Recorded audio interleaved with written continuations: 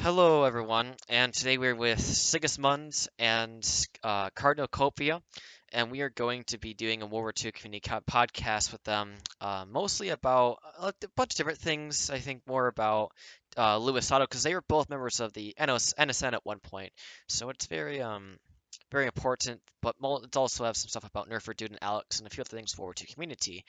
Um, Other than that, let's get started. So, what are your views on Alexander Strangelove exactly? Well, from my experience as being his second in command, as you can all remember, I was in Anglia. I came up with Danzig, and I served with him in TWA. Um, I largely had positive, you know, views on him up Hmm. until the fall of Danzig. Um, it's just he doesn't take criticism very well. Yeah, I well, I myself, I guess I didn't really know that much, but he was in my groups and he served mostly in DH 1940 because he was basically a spy, I guess, for Louis Otto and stuff. Um, I guess he knew me from that, but I never knew him until the Western Resistance. I basically went to his game. I actually bought this game with like 12 guests, and he came over and I had them all like form a box formation on him, right? And then I got to know him, and he sounded like a nice guy. Everyone knew him as a nice guy at first, and then we all realized he was doing things for money, and all that got leaked, and so now everyone hates him, as Well, far as I know. I mean, I personally like the idea behind Anglia and Danzig. I helped come up with the idea behind it, like the fundamental idea that we're going to do a town group, and we're going to have elections, and all that. I Right. came up with that. I even built Valistella with Sigismund, and yet he gets all the credit for these groups when most of it wasn't even his idea. But it was successful in that it almost tripled his starting funds just with Anglia alone. Then you Right. go to Danzig, where we doubled his funds from like 45K to nearly 100,000. Right. Yes. My opinion on Mr. Alexander Strangelove is thus. I did not know about him or his activities until he created the Western Resistance to counter Nerfer's Western Ascendancy. I believe at the time I was actually in Western Ascendancy, and I was just basically told that Alex was up to no good and that I should not associate myself with him. I went to their base a couple times. It was all right. It was nothing special. And then further on down the line, I was told that TWR had fallen and had been sold to Nerfer Dude. Right. And I was also told that next, the group that they would be doing was Anglia, led by Mr. Aleczaender. And I came into Anglia. I originally wasn't going to stay around for Anglia. I was at the time just going to leave the community for a little while and go do some other things. But I had multiple requests from people telling me to come back and join one of their parties. And Right. instead of, having to choose between four parties or so, I just decided to bring them all together and say, hey, we can win the election with a majority, a supermajority, if we just all combine ourselves and combine our votes into one party under me. And everyone said, well, that's a good idea. And so I created the Reformist Party, which became the largest party in Anglia and also the most influential until Nerfer Dude and the Order of the Patriots joined in. And Aleczaender during this time he was very kind to all of us. He was doing video chats, he was doing voice calls all the time, memeing around with us. Um, and then suddenly, when Nerfer joined in, all of that stopped. He stopped replying to our messages. He stopped answering any sort of questions from anyone. He started making drastic decisions to appease Nerfer Dude, essentially. He started out with giving Nerfer Dude his own base. He started giving the Order of the Patriots more and more power. He allowed the Order of the Patriots to host the presidential debates. He also had secret voting, and the results of those were never, to my knowledge, released. So I don't know how many votes anyone got. I was told that I lost only by 4 votes, although that could be wrong. I know he also had, I don't know if this was Alex's doing or Nerfer's doing, but he had various different, I don't want to say alternate accounts, but basically puppets running as president also to dilute the vote for myself. And, that was entirely Alex. Yeah, that was okay. So that was Aleczaender. So it was around this time that Oddwine and I kind of split due to Alexander's kind of, basically lies against me to various different people, and Oddwine was one of the unfortunate people to get caught up in these lies, and he ended up leaving the Reformist Party and ended up going and doing his own thing. And after Anglia, I just kind of moved on for a little while, because after the presidential election, there was massive riots on the streets of the city, and Oh yeah, I remember those. yeah, Who's to blame? Exactly. Well, But the thing is that the Reformist Party still held the Senate, right? right. But even though we had just held the Senate elections the week before, and we were going to do this like, what was it, once a month or something like that? Yep. Apparently, Alex decided that he had the ability to just call elections at will, and with Nerfer Dude pouring hundreds of members into the group for votes, then there was no way that the Reformist Party would be able to retain their power in the Senate. And it was at that point that I just told me and my supporters to move on to something else. Right. And you know what?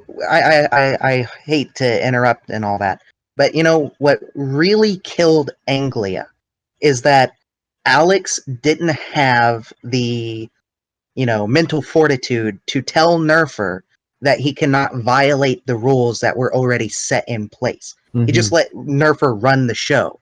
And Exactly. so not only did the Senate get filled with like Order of the Patriots people, but they did not respect the fact that this is a town community. And so Right. they treated it like it was a military dictatorship. And no one cared that they were, in power. Like, senators didn't do shit. The president himself, Nerfer, didn't care about Anglia's well-being. And so it just led to stagnation, to the point where Alex was having like purge nights just to make a lot of money on game passes. And this was to basically just increase his funds as much as possible before he gives the group to Nerfer and shuts the damn thing down. Right. Yeah, from what I was told, from the end of TWR, when he gave it to Nerfer, through up until he was, basically from the start of the end of TWR, he had been on Nerfer's side the entire time, and he was just using the Reformist Party and the other parties to his own benefit.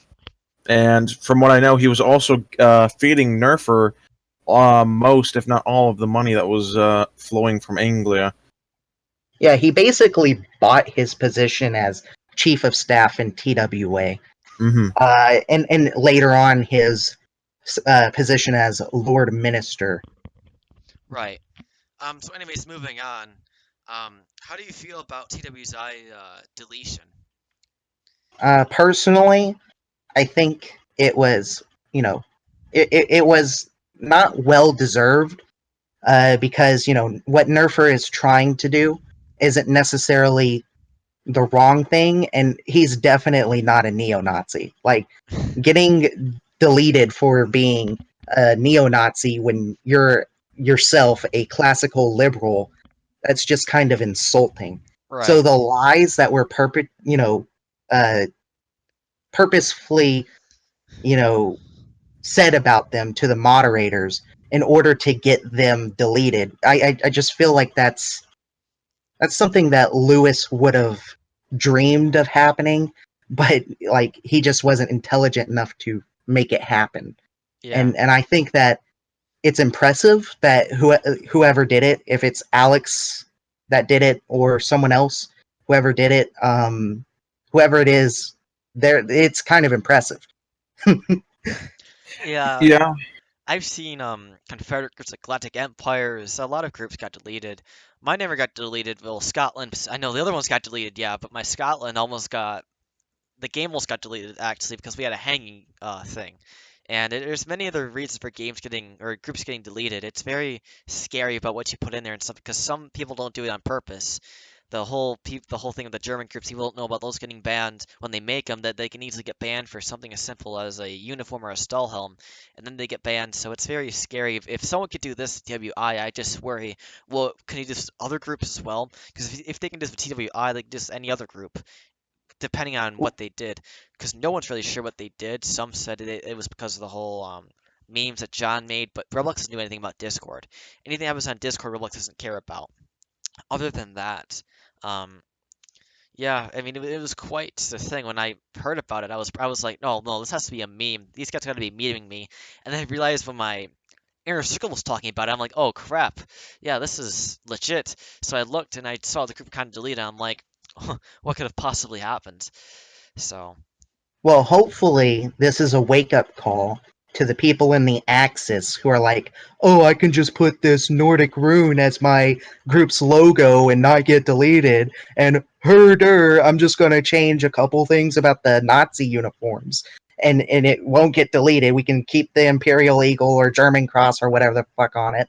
I hope this is a wake up call that no, you can't do that. You need to get more innovative, or else your groups are going to get deleted. right. like yeah. wake up, people. Yeah, that's the reason. My, Uh, I'm sorry. Go no, ahead. that's the reason why for my groups, I've never made another one of those groups. It doesn't really matter. It could be socialist, it could be communist. If you have one wrong thing, either, whether it's an eagle or a Stahlhelm, it's like bannable. And I mean, that's why people ask me about mine. Why didn't have any Stahlhelms, or it wasn't as realistic as it was in the movie for Oceania. And I'm like, well, I mean, something as simple as like maybe even a gun, having an MP40 could be a risk of getting deleted. So. Yeah, I mean, Mhm. it's because no one knows. You know, when Roblox says they delete your crypt, they don't say, "Oh, it's because of this, this, and this." They usually just say, "Oh, hate speech." Anything could be Mhm. hate speech. You know, it could be because someone said they were causing hate speech. It could be anything. But yeah, Yeah. you can. My Yeah, my opinion on Western Imperium's deletion is I don't. It's similar to what Oddwine here said, or Cardinal Copia, as he's now known by.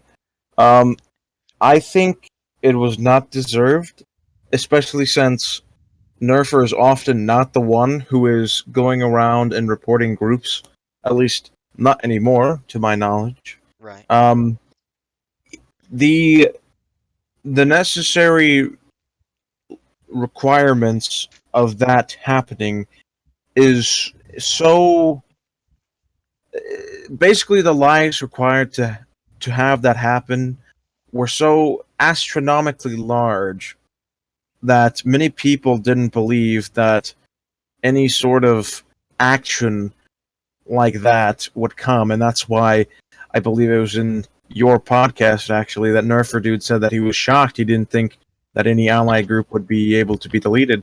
But you know, it's really not deserved. It's Nerfer dude is he's completely not a Nazi. Right. Obviously, I Yes. mean he's against the Nazis. But it's I kind of in a way feel bad for him just for the amount of money that was required and the time that was Yeah. required that was put into um, build up TWI to what it was, Yeah. and it was going quite strongly also.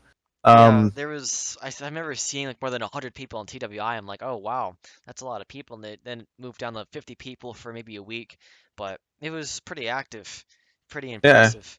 exactly. It was very impressive. Um, and the people who did this, I am in a few discords with some of them, and they were celebrating. They're sending massive messages talking about how Aleczaender is the savior of the World War II community. They are Oh yeah, leaking. that.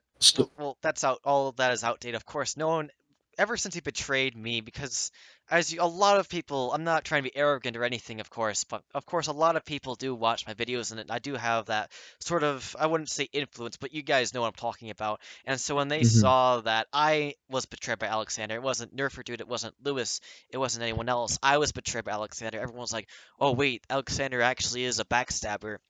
And that's when no one else trusted him, basically. Um, Mhm. the reason my Nerfer dude did and the allies did was because they give second chances like I do. I gave Alex two chances and he broke that, and then Alex gave Alex two chances and then Alex broke that. So I think after Alex did the whole backstabbing with me, I think that's when everyone was like, okay, this guy needs to get shut down, and no one trusted him because if you look at his groups, clearly he he's not in anything major anymore, as far as everyone can see. Um, Mhm. but yeah, he's definitely lost all that honor he used to have and all that. I mean, it's his fault. If he wants to backstab people and do things like that, then that's what he's gonna get. He's gonna lose his power. He's gonna lose his influence. He's gonna lose everything. So now no one can trust Alex, and he's going to just sit there rotting while his members are also basically trapped because he has his members' info. So his members are basically because I talked to his members. I'm not going to expose who they are because that won't be good. Of course, they'll leak their information, do all this nasty stuff to them, but they're basically stuck. I talked to a lot of his members, and a lot of our members really want to get out of there, but they can't, in fear their stuff will be leaked or anything similar. Unfortunately, that is. Uh, Speaking about Mhm. Alex, and hopefully he does actually watch this video all the way through. yeah. Um, what's ironic about this is if he is the one who orchestrated all this, he's not getting the money that he gave Nerfer back ever. Like Yep. it's gone. The 50K that he gave Nerfer in order for him to get his super powerful OP rank in TWI, yeah, no, it's gone now. Period. Yeah. Like Yes, I like how all of Alexander's supporters claim that he was scammed for this 50K. He wasn't scammed. He knew exactly what he was doing. He thought he could try and pull the strings with Nerfer, but when he failed, he started to play the victim, saying that he was scammed for all 50K No of one it, listens to which Alex is anymore. Literally, no one listens to Alex. He's lost everything. I don't know why he's trying to pretend that, oh, I have my supporters. His only supporters are the people in this cult of Strangeloves, you know? yes. He Um, has his core group of supporters, but that's all really he needs.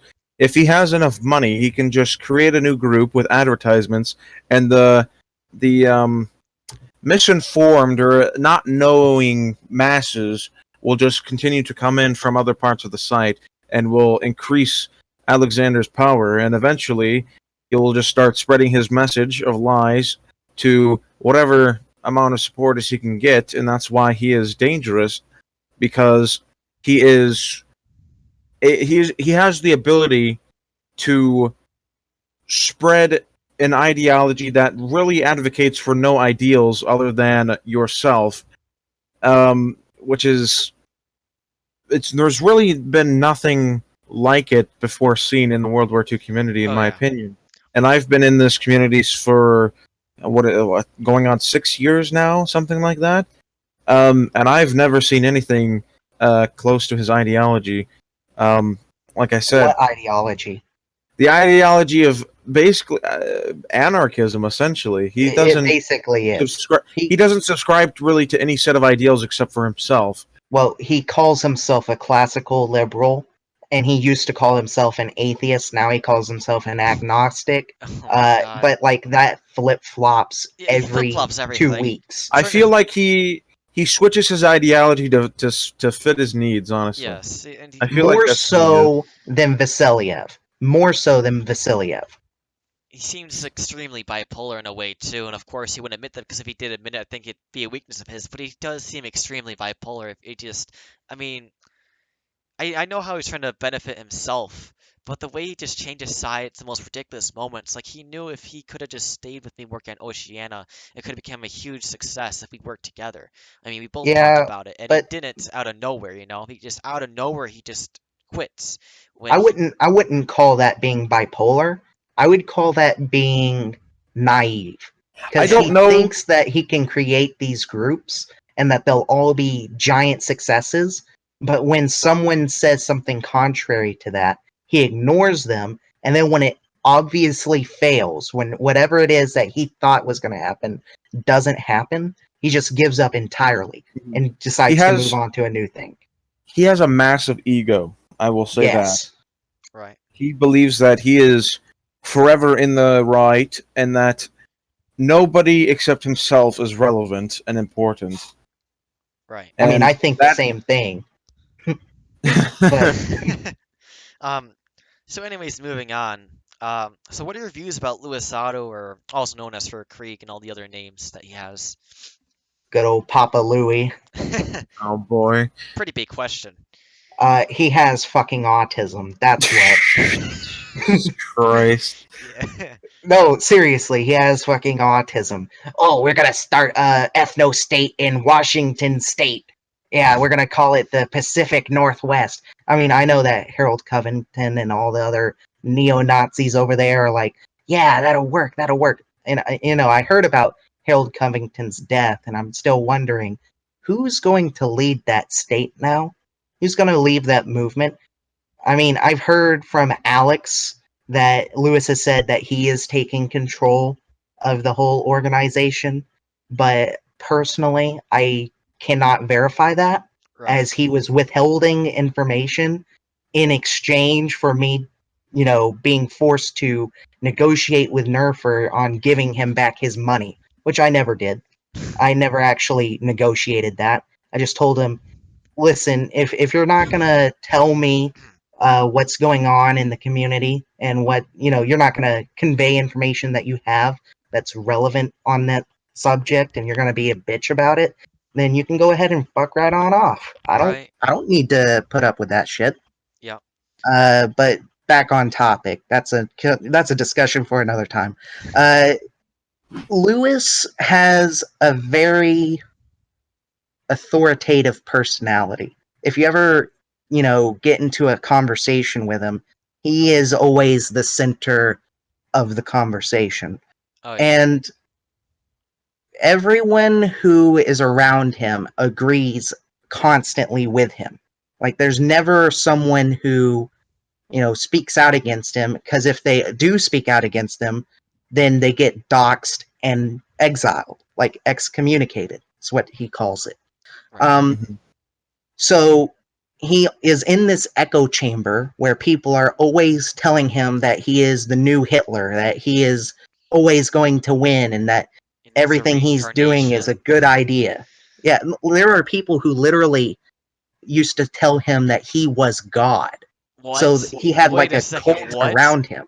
No, I'm not no. even. Yeah. Oh my God. So he sort of thought that he was this divine figure. Are you Their And their reasoning on that was based on a strain of National Socialism known as esoteric Hitlerism, and basically it proposes the idea that Hitler was a divine being sent by the gods or God to basically save the white race from destruction. And yes, if people are saying that Louis Otto is the reincarnation of Hitler, then Louis Otto is a divine being according to esoteric Hitlerism. And that is where that reasoning comes from. yes, I remember him. I will admit, I do remember him telling me though, in game, that because I betrayed him in a Roblox Lego game, then his god or god, that God was German and he punished me or something like that, in the name of, because I apparently betrayed German culture. Yet none of my blood runs German. I'm primarily Scottish, French, English, and Irish. Nothing to do with German culture. So I don't know where he got that from, and where about God being German or well, anything. It was, But if yeah. you speak with Louis Otto, if you live in the British Isles and are English, then you are a descendant of Germans because of the Anglo-Saxons invading the Isles, and that is why he claims himself to be German descended, because he is English. He's from Newcastle, and using that line of reasoning again, he claims to be German and yes. not English. Right. So my opinion on Louis Otto is, I am probably one of the people. I'm one of the people who have been the closest to Louis Otto in the past, that still remain on this site at least. And my experience with him was that I think he's a great leader in terms of just leadership traits. From that standpoint, he is a good leader. He's a great leader. He has the charisma, he has the authority, he has that just sense about him that makes you want to, be led by him, essentially. And using that, he could either use it for good or use it for bad, and he chose it to use it for bad and begin to spread National Socialism on the website. And he is the one who created the World War II community. And if you take all the bad things away from him, if you take him being a Nazi, if you take, all the doxing and, having people commit suicide and all this other stuff, Right. if you take all that away from him, if you just put him down and have a conversation with him, he's a great guy. You can talk to him about nearly anything. He is just on his personality, when he has his guard down and he's not trying to be something that he's not, he is genuinely a good person to be around. But that is a very small portion of the time that he, is. Most of the time, because he even fakes his own accent, you see. He talks in a very deep voice, like this, like with a very pronounced, received pronunciation English accent. But that's not his natural accent. He is more of a Newcastle accent. I cannot recreate the Newcastle accent. You can look it up on YouTube.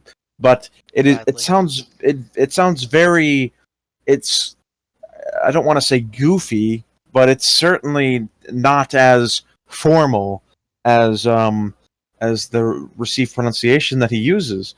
And the reason he does this is because he wants to sound more authoritative, and he wants to, be more respectable like that. But if, I've been in voice calls where it's just me, him, and some of his real life friends from England, and he just reverts back to his normal accent, and he's basically, if you take away all the negative stuff, he's a good guy. But if you add all the bad stuff, this is where, more of my negative opinion of him comes in, because he believes that he can basically control everyone and anyone, and when that does not happen, he gets very angry, to say the least. And whenever anyone does not follow his orders, he also gets very angry. I've never seen anyone get as angry, as furious as I've seen Louis Otto in the past. I have been on the receiving end of some of this a couple times, but I've also seen it dished out to various different people. Hashtag convoy. Yes, exactly.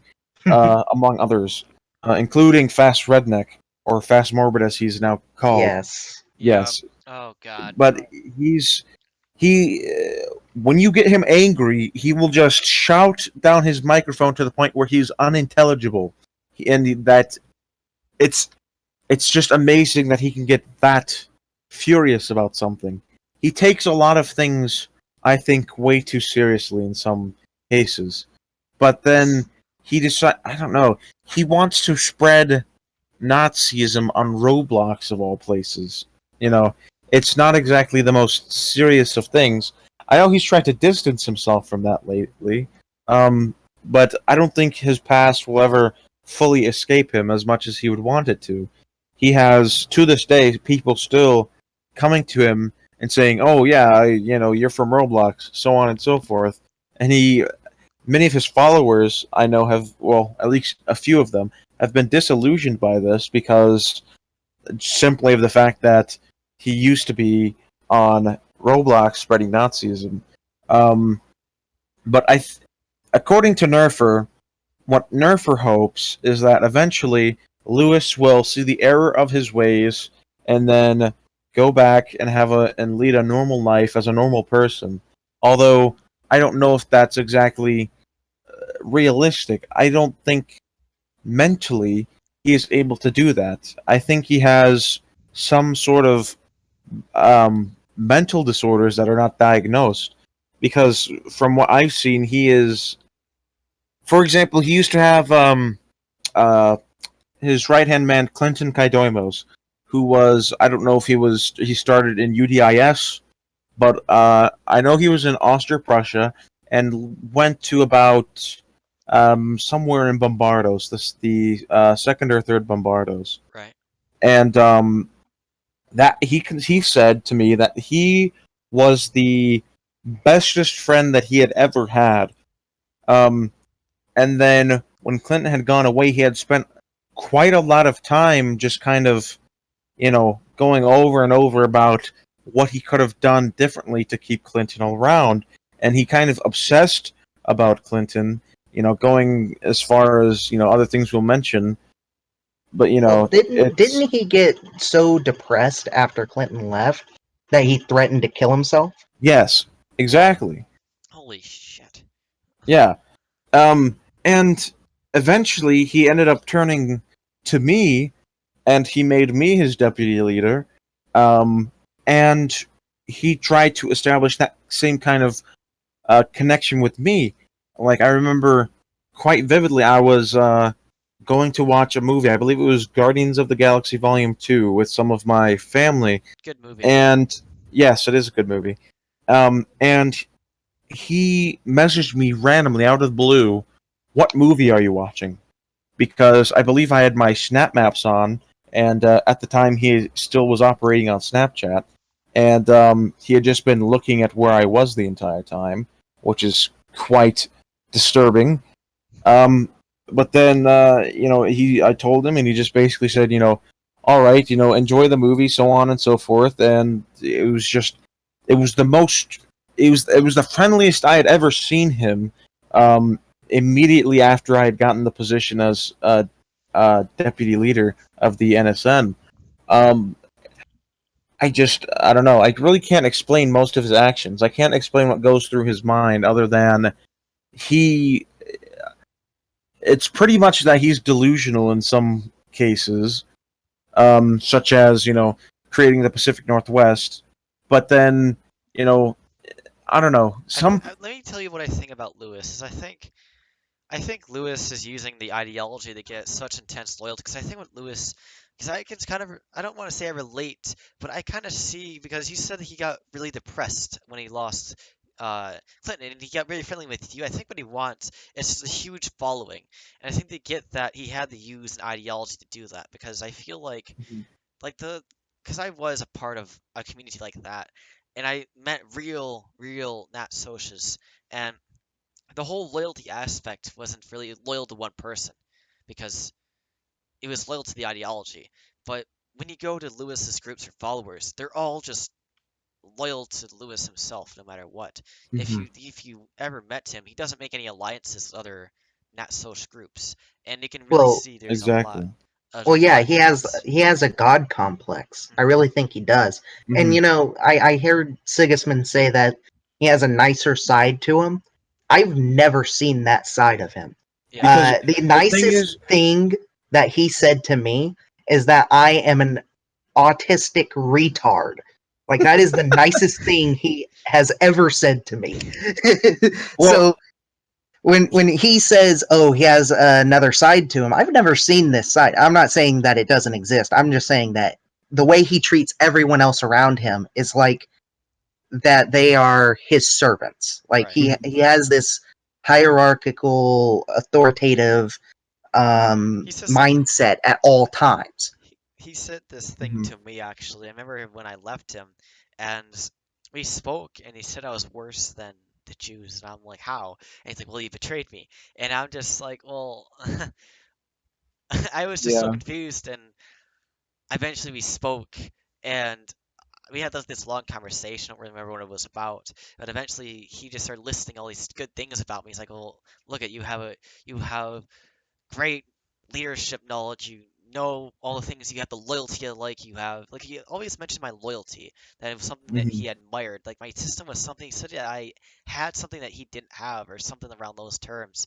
I didn't really know what he was talking about either. And then it's the only thing he didn't that didn't work on was the ideological beliefs, because I wasn't a nat social like him.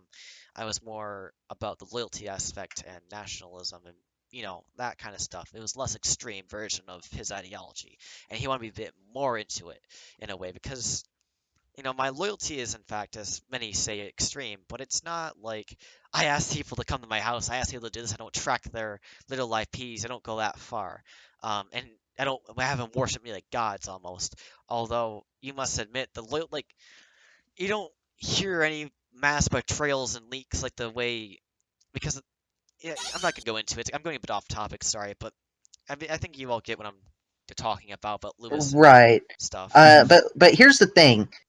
When do we say that what Lewis has done to the community is like the wrong way to conduct yourself? Because it seems like the entire Axis are just trying to mimic what he did, and so like they have this mindset of, oh, well, if you're going to betray me, then I'm going to try and ruin your life. Like you can see that with the Because Crace family, for the example. Yes, it's because oh god.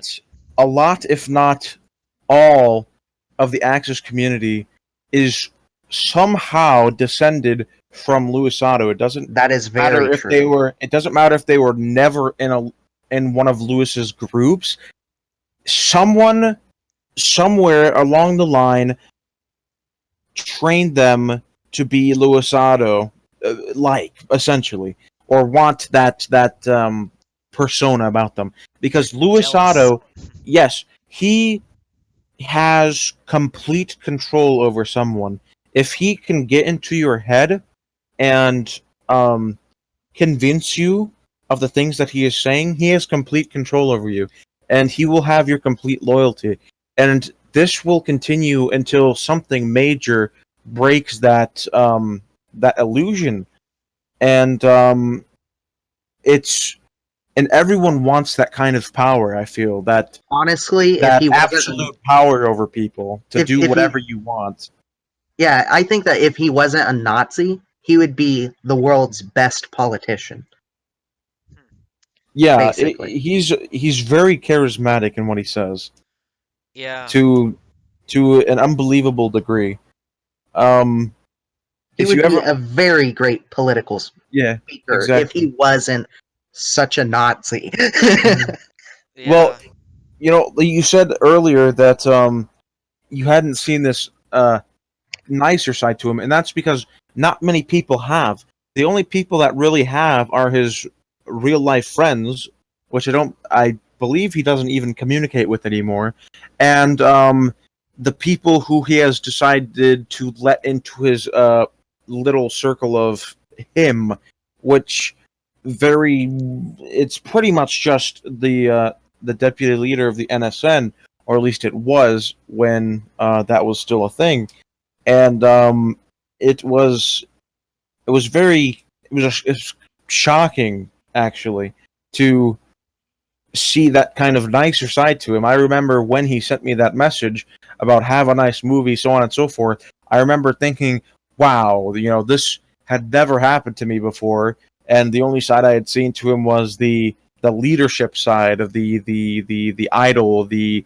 image that he wanted to convey, and that he never really, tried to uh, be nice to anyone or have any friends.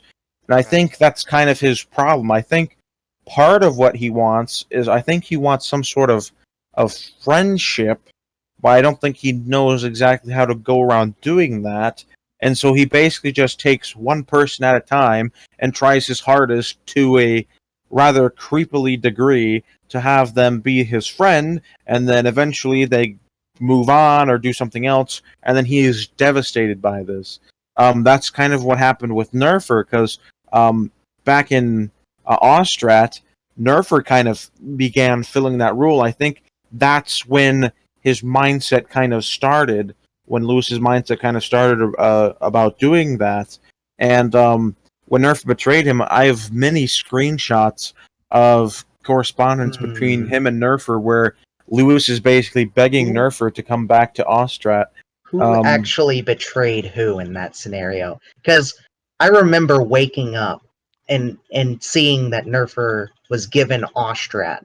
And not a lot of people can say that because not a lot of people are still around from back then. Right. I remember that. And the only people that were saying that Nerfer betrayed Lewis was the die-hard Lewis followers that were fanatical about him. Like, Exactly. everyone in his high command were saying that. But I was thinking to myself back then, how is it that Nerfer betrayed Lewis when Lewis gave Nerfer the group? Like, how is that a betrayal? If anything, Lewis betrayed his own group by giving it to someone else. So, I don't think Nerfer betrayed Lewis. I think that the whole argument that, Nerfer betrayed Lewis and it started this great war, I think that's a lot of bullshit. I don't really know what happened there, because you don't really get in depth of what happened. Like, why was he given the group in the first place? You know. I do know why he was given the group. Basically, Lewis woke up one day and said, "I'm 13 now. I'm too old for this," and so he gave it to Nerfer and immediately regretted his decision. And he has a very interesting definition of what betrayal is. He does not deal with betrayal well, and that wouldn't be so bad as if until you look at what he defines as betrayal, because then even the smallest transgression he can take as you being disloyal. But he often has he has an ability to say, no, you can come back to me after everything has been said and done. Like, he claims that excommunication is a permanent thing. You cannot come back from it. But then I've seen on numerous occasions people who he claimed were some of the worst beings on Earth being let back into his little circle just because they renounced whatever they had done and wanted to be let back in. I mean, just look at Convoy, for example. And to those of you who don't know who Convoy is, because I've already mentioned him in the podcast, Convoy was this guy who joined the NSN. He has nothing to do with Roblox, right? He's just someone who was influenced by the ideology. Somehow he got in contact with Lewis, and so he was inducted into the NSN. It's one of the few occasions where someone who doesn't know what Lewis is and where he came from gets accepted into his inner circle. And Convoy is a sexually frustrated person who at times that's a very he said, way of putting it. He basically said that he's confused with his gender identity and what he's attracted to. And so Lewis called him a faggot and excommed him and said that anyone who talks to Convoy is going to get exiled. Here's the story behind that, actually. Because I'd received information from KaiserABrichter, who is from Roblox and is still on Roblox, that Convoy had sent him some sort of disturbing, material. And Francis had reported it to Lewis, and Lewis basically said to Convoy, don't ever do this again, we'll keep it under wraps, and we'll all be fine. And he's done that on multiple occasions with multiple different people, where he has found out something about them, but has chosen not to do anything about it in order to use it against them in the future. Yes. But then, at the time, I was chief of network security, and my job was to basically root out those who were disloyal, and find people who were unfit to be in the NSN, so on and so forth. And Convoy was, at the time we were doing Operation F, which we'll get more into later, but essentially it was a friendship program, to put it basically. And I was in a group with someone else and convoy. There was 3 people, 3-person groups, and there was assignments given to each group. You had to talk to everyone, get to know them. And so I had never talked to Convoy before, so I started talking to him, and it slowly became quite evident that he was not exactly. I don't want to sound rude, but he wasn't exactly all there. He was very odd individual. And then I forget how it started. Oh yes, I mentioned to him something about Francis telling Lewis, and basically Convoy confirmed it, and so on and so forth. And I basically lured him into saying all of this weird sexual stuff towards me, and he even sent me some pictures, but I'm not going to go into that. And basically I told Lewis, and Lewis excommunicated him for being Yes. that way. And then Lewis never actually broke off any communications with Convoy. They were still talking while excommed, which you're not supposed to be doing, by the way. And somehow Convoy managed to convince Lewis to let him back in. And the only way I know this is because that's what led to Sigismund finding out that I was still talking to Convoy. Because, I never was a Nazi. I joined the whole NSN because Sigismund recruited me. I liked the people in there. I think that most of them weren't Nazis. They were just there because it was a fun community. Most of the people that were in the NSN were there because they had nothing else in their lives. Yes, exactly. Honestly. They had no other friends, nothing in the real world to do. All they had was some Nazi community that was operating. Francis, for example, is Asian. How is he going to get on board with a white ethno state? Mm-hmm. Well, think about it. I'm part Jewish and part Cherokee, so how am I going to get on board with that? With Luisato, I don't think he operates off a set of ideals. I think he likes to think of himself as doing that, but he really just operates on whoever can benefit him the most. Right. Right. But anyways, Convoy told, I think it was you. It was either you or Lewis or someone. I managed to get in contact. Yeah, I managed to get Convoy to admit to me that he was still talking to you.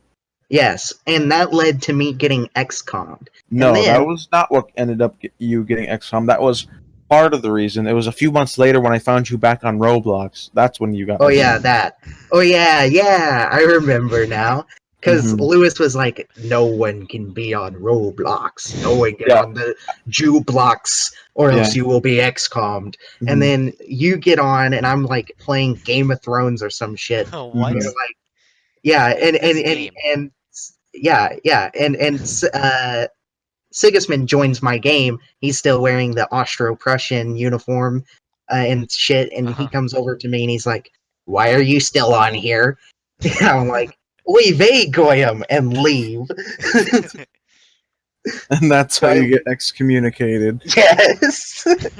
So I got excommed. But like, I got excommed, Lewis still let me back into the NA. And so for like a good 3 or 4 months, I was in their Discord server just making memes. So, like, I don't think that being excommed for Lewis's groups really mean anything. Right. So why make it such a big deal? But that goes back to his, authoritative personality. He has to keep the charade that there's a strict set of rules, and that if you break those rules, even in a slight manner, you are going to be just erased, basically. Because most of the time, he just makes empty threats. He never delivers on anything.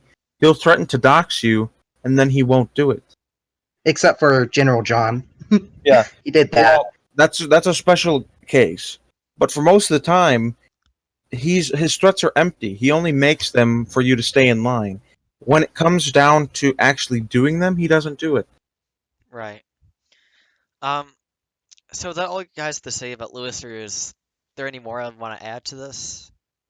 I mean, we could talk for days about Oh my Lewis. God, Yeah, yeah. so we should probably move on Yeah, to move on. another We're gonna move on. question. We Yeah, spent 30 minutes talking about that. Yeah. exactly.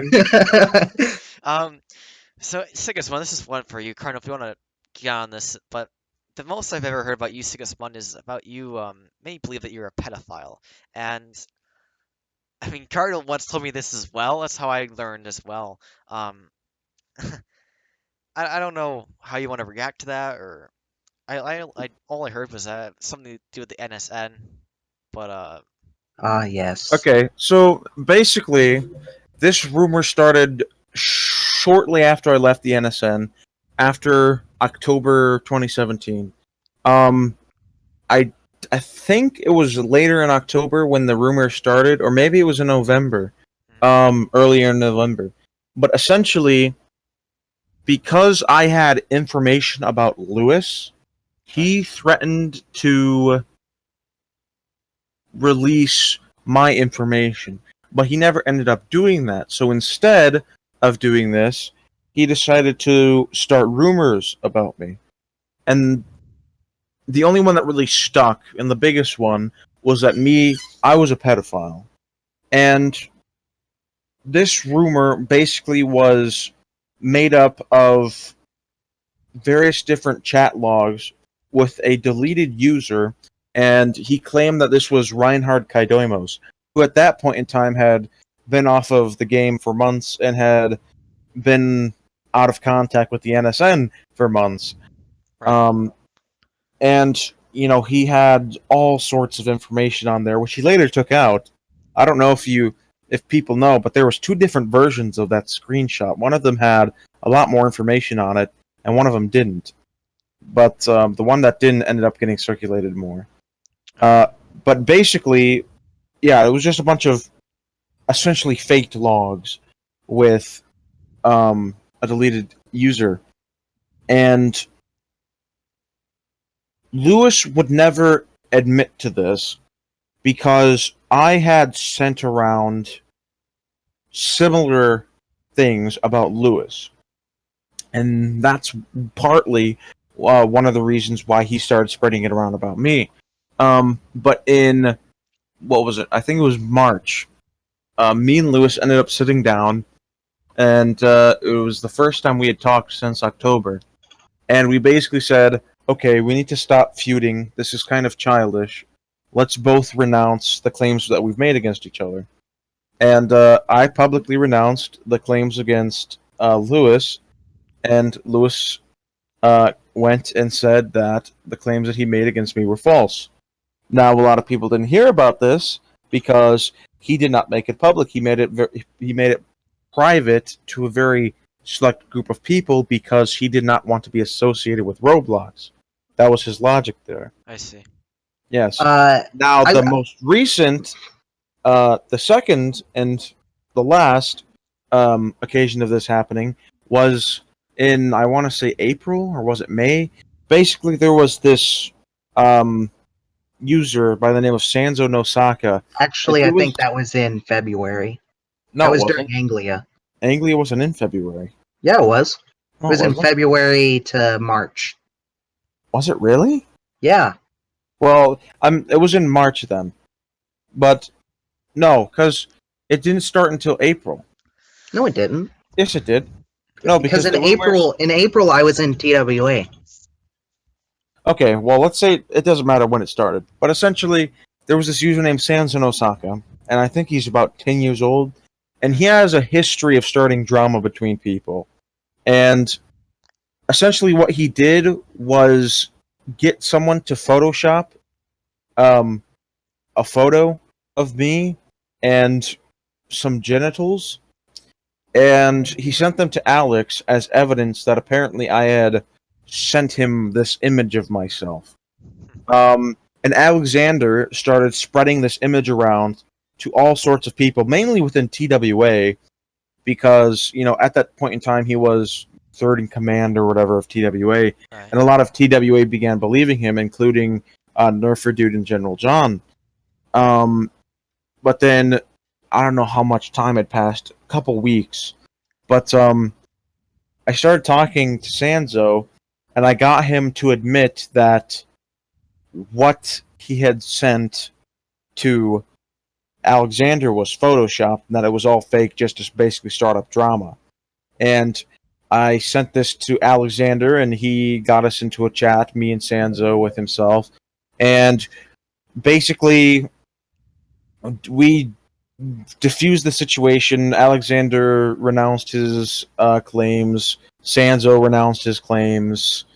So really, anyone who is calling me a pedophile at this point is either uninformed about events that have happened, or they're just trying to get under my skin at this point. And honestly, I just ignore them at this point anyway, because the amount of people that have joined games calling me that without any proof, it's just harassment, You know, and this kind of you learn reminds to ignore it. this kind of reminds me of the whole Jade situation. If you guys know about that, and Yeah, we've all heard about yeah. that. I Who actually hasn't? haven't. Oh, you haven't. Well, I don't want to get off topic, but basically, this was some girl that I dated, and so apparently Good she, old online dating. right. No, I don't want to put it like that. Um, so, anyways, she made these claims that I apparently abused her and such, and she tried to like. Well, what I did was I exposed her what she did to me, and so then she went around saying that I did it to her, and she would get on voice calls and cry and act like all this stuff. But the only thing the difference between this is that no one really believed it. The only person that believed it was Giovanni, and this situation caused an entire war. Believe it or not, this entire war between hackers and IP trackers just because of this tiny situation, you know. But I can Well, sort of relate to that because the good thing about you is that this is on a podcast with over than I would assume more than 100 people watching this, so this is beneficial for you now that people are going to know that you're not actually a pedophile because you know this is Well, public. I would like to chime in on that well, because you first mentioned Alex. I want to say a couple other things before you start, and then Oh, I'll be back that's with this fine. little segment. Go ahead and finish what you were So saying. the reason why people started believing this, it kind of like the ball started getting rolling with Lewis saying what he said, and Lewis having the amount of supporters he did, they all believed him essentially, and that got the Axis community turned against me, except for the closer of my friends who all knew that that claim was false. And by time that Lewis had renounced his claims, like within the same month, I start getting harassed by Aleczaender and the rest of TWA, who had now had the ally community turned against me because of some kid who wanted to start drama. And, you know, there's going to be many people who, you know, aren't going to believe what I'm saying, but I have screenshots of Sanzo admitting that it's false. I have screenshots of Aleczaender admitting it's false, and I also have a recording of Lewis renouncing his claims. So there's really no reason to continue believing in anyone's lies at this point. Right. Now, I really would want to see the screenshot of Aleczaender saying it's false because up until like just 2 weeks ago, he was still making those claims that you're a pedo. And yes. And like he never told me that you and him sat together and came to that conclusion. He either kept me ignorant on what you two discussed, or it never happened. One or the other. And I'm not saying that you're lying. I'm not trying to say that. I'm just saying that he is very manipulative. Yes. And so there's a very good chance that he's still spreading these rumors and will still continue to spread these rumors, even if he directly said, I don't believe it's true. And to further that point, when I believe there was a Discord chat, I don't remember when it was made, but he made a Discord chat with Walther Thonin and or no, not Walther. It was Whaler Thonin and Sanzo, and he added me to it, and I was like, I don't want to be a part of this. But anyways, he was like, I need you to send all the information that Lewis sent you on Sigismund being a pedo and all that. And so I sent him the documents that we all know are fake. I mean, it was bare bones, and it was all, It was edited very with, what was it suspicious. called, Inspect Element. Like Yeah. it could have easily been done through Inspect Element. But anyways, I sent the documents, and he outright said, "Well, I already know those are fake," and Mhm. so like I didn't have any information. I didn't have any proof that you were. And so, like, the only thing I was basing it off of was the fact that he was saying that you were in a voice or video call with someone and were showing, like, Explicit content. explicit content to that person and they were underage. That's the only thing I was basing that opinion off of. I believed it at the time, but looking back at it, I can see how that was just me being manipulated for one reason or another. Mhm. Right. So moving on. So this is also another question mainly for Sigismund.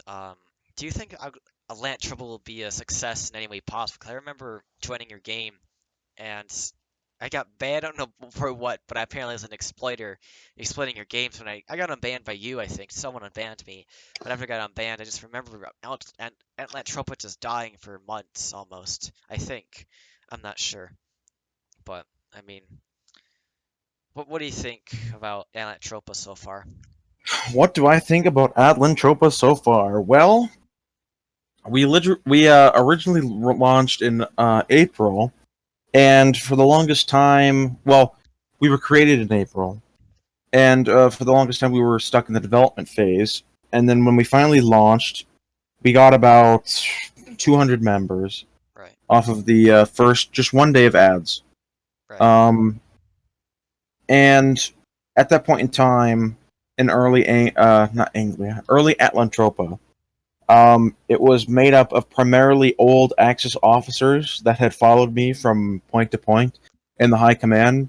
There were not very many allied officers that had switched sides, and that kind of led to a lot of people believing that Atlantropa was just another Axis group that was calling itself not an Axis group, along with various, aesthetic uh, qualities that could be identified as being Axis. yeah, Um, and for the first week or so of that, things were going very well. We were, very active.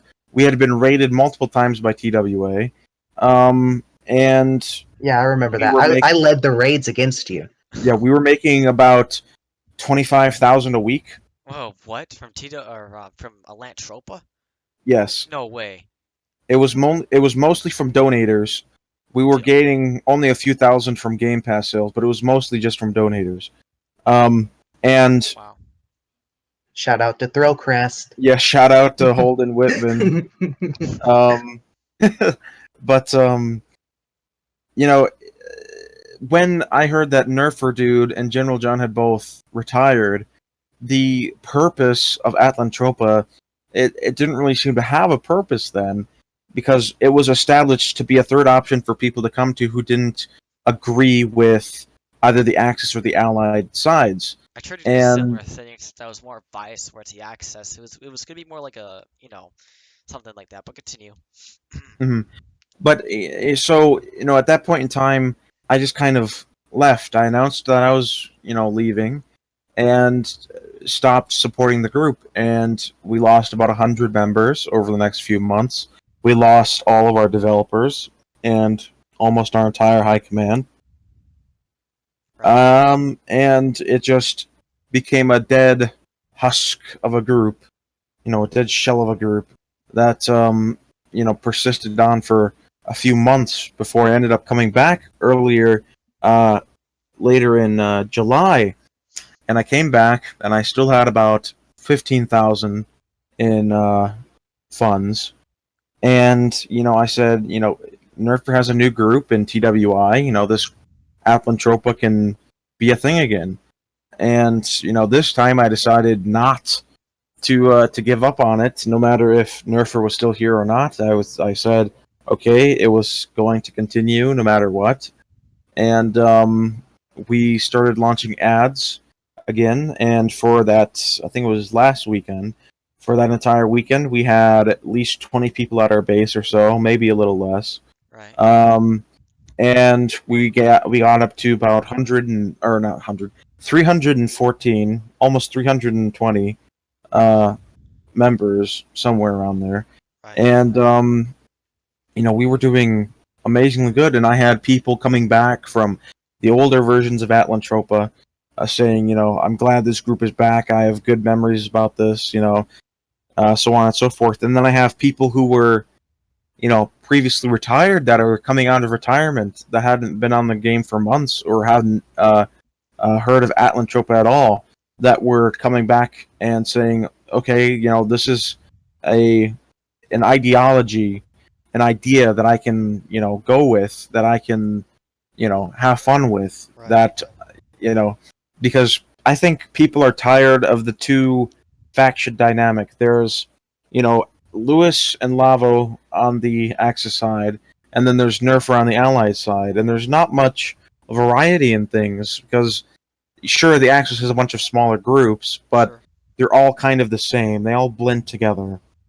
I see. While the Allies, there's basically just Nerfer dude and his groups, and they're the only ones that are really, I think, relevant in. Well, I mean, you also have the cash cows like IRF and USM, who are only here to make money.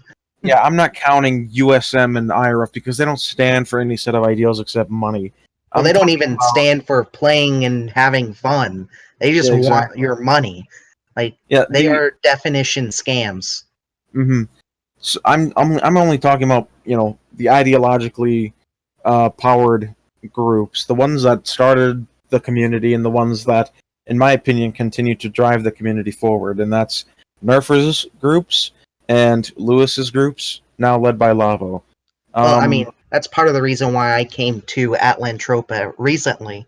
It's because I don't want to have to choose between, General John telling me that I haven't done anything in the past 7 years with the World War II community, and I also don't want to have to choose between one fucking retarded-ass autistic Axis group that thinks that they are the only thing keeping the community alive, because I see so often that the Axis are like, oh, well, if we all got deleted and we all disappeared, then the Allies wouldn't have anyone to raid. It's like, are you fucking retarded?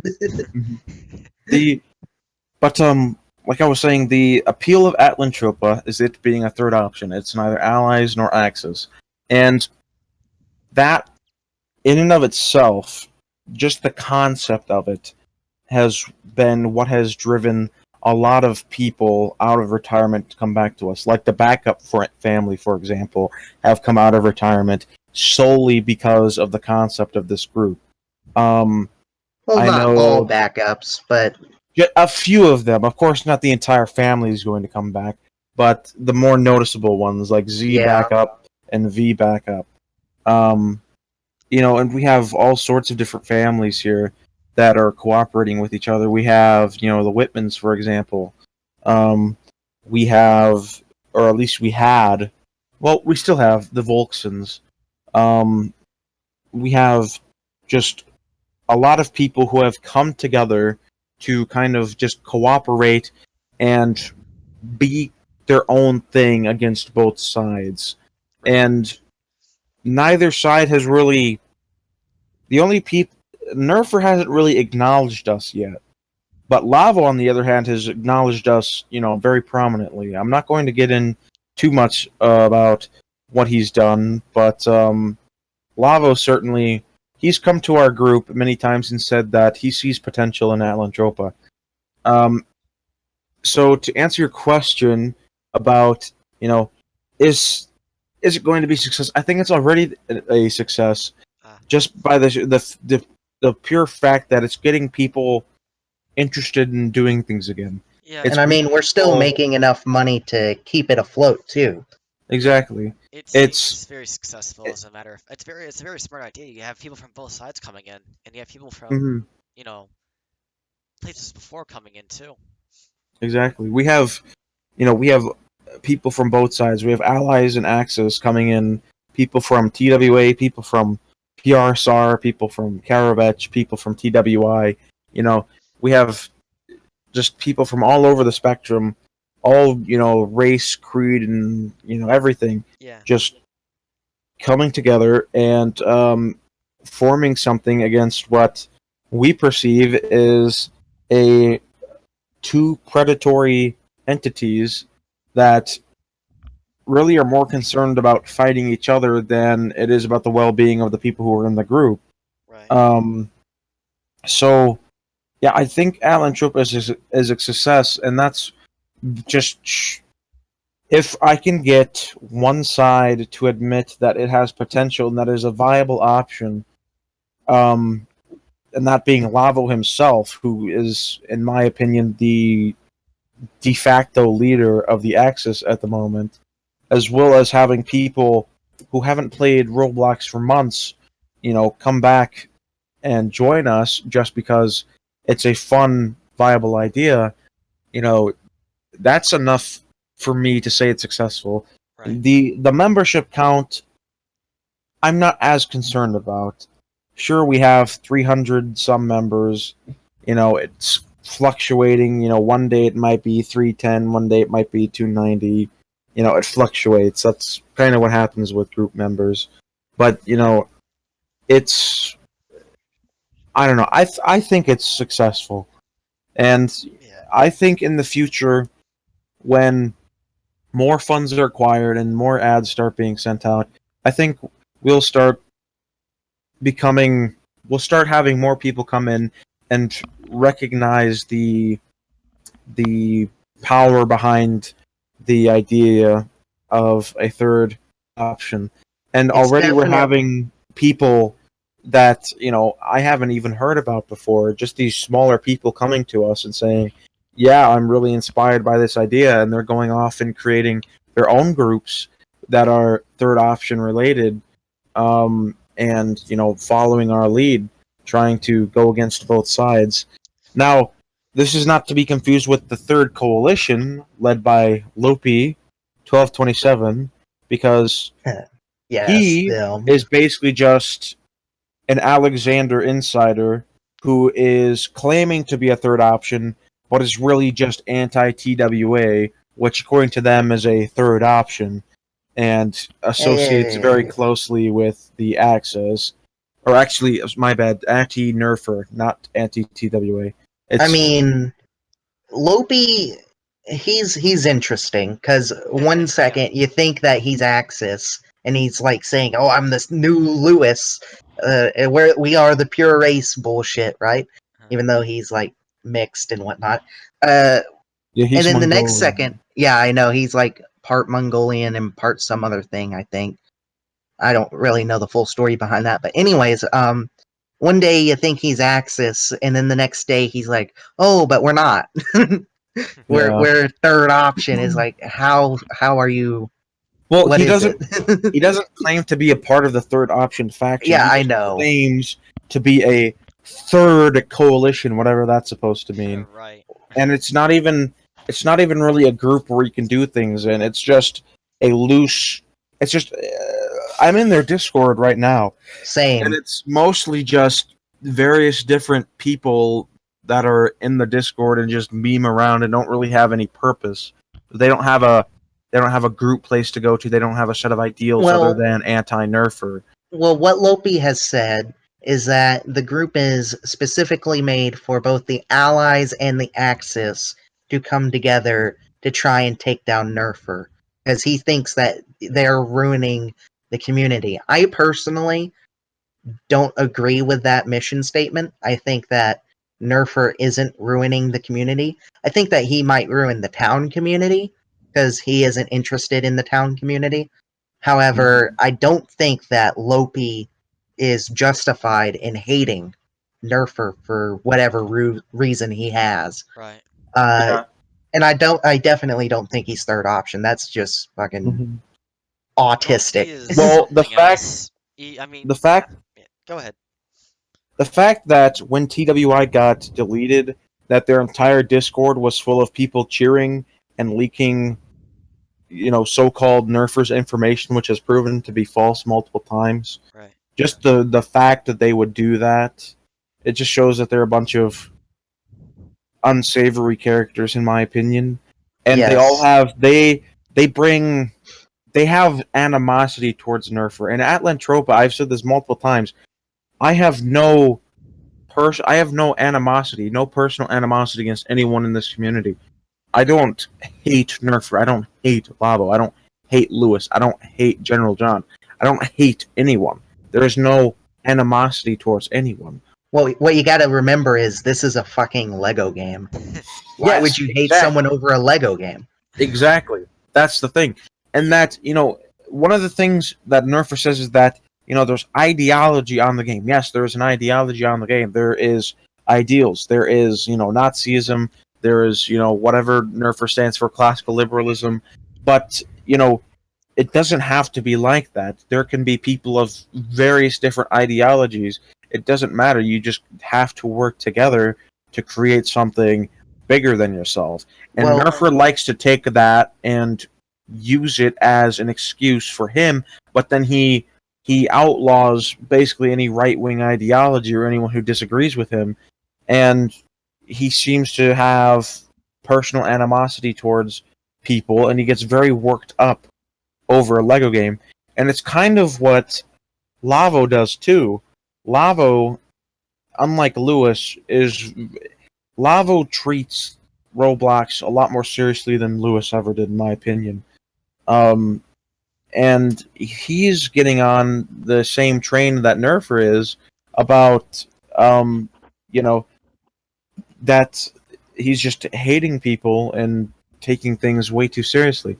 Now, the original idea of Atlantrope was based on the Hegelian dialectic, which is something in philosophy. If you don't know about it, it's essentially there's the thesis, the antithesis, and the synthesis.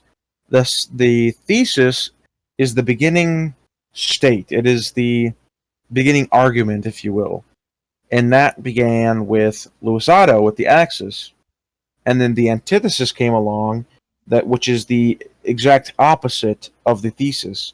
Yeah, that's basically a net. That's Nerfer and all of his groups and the allies.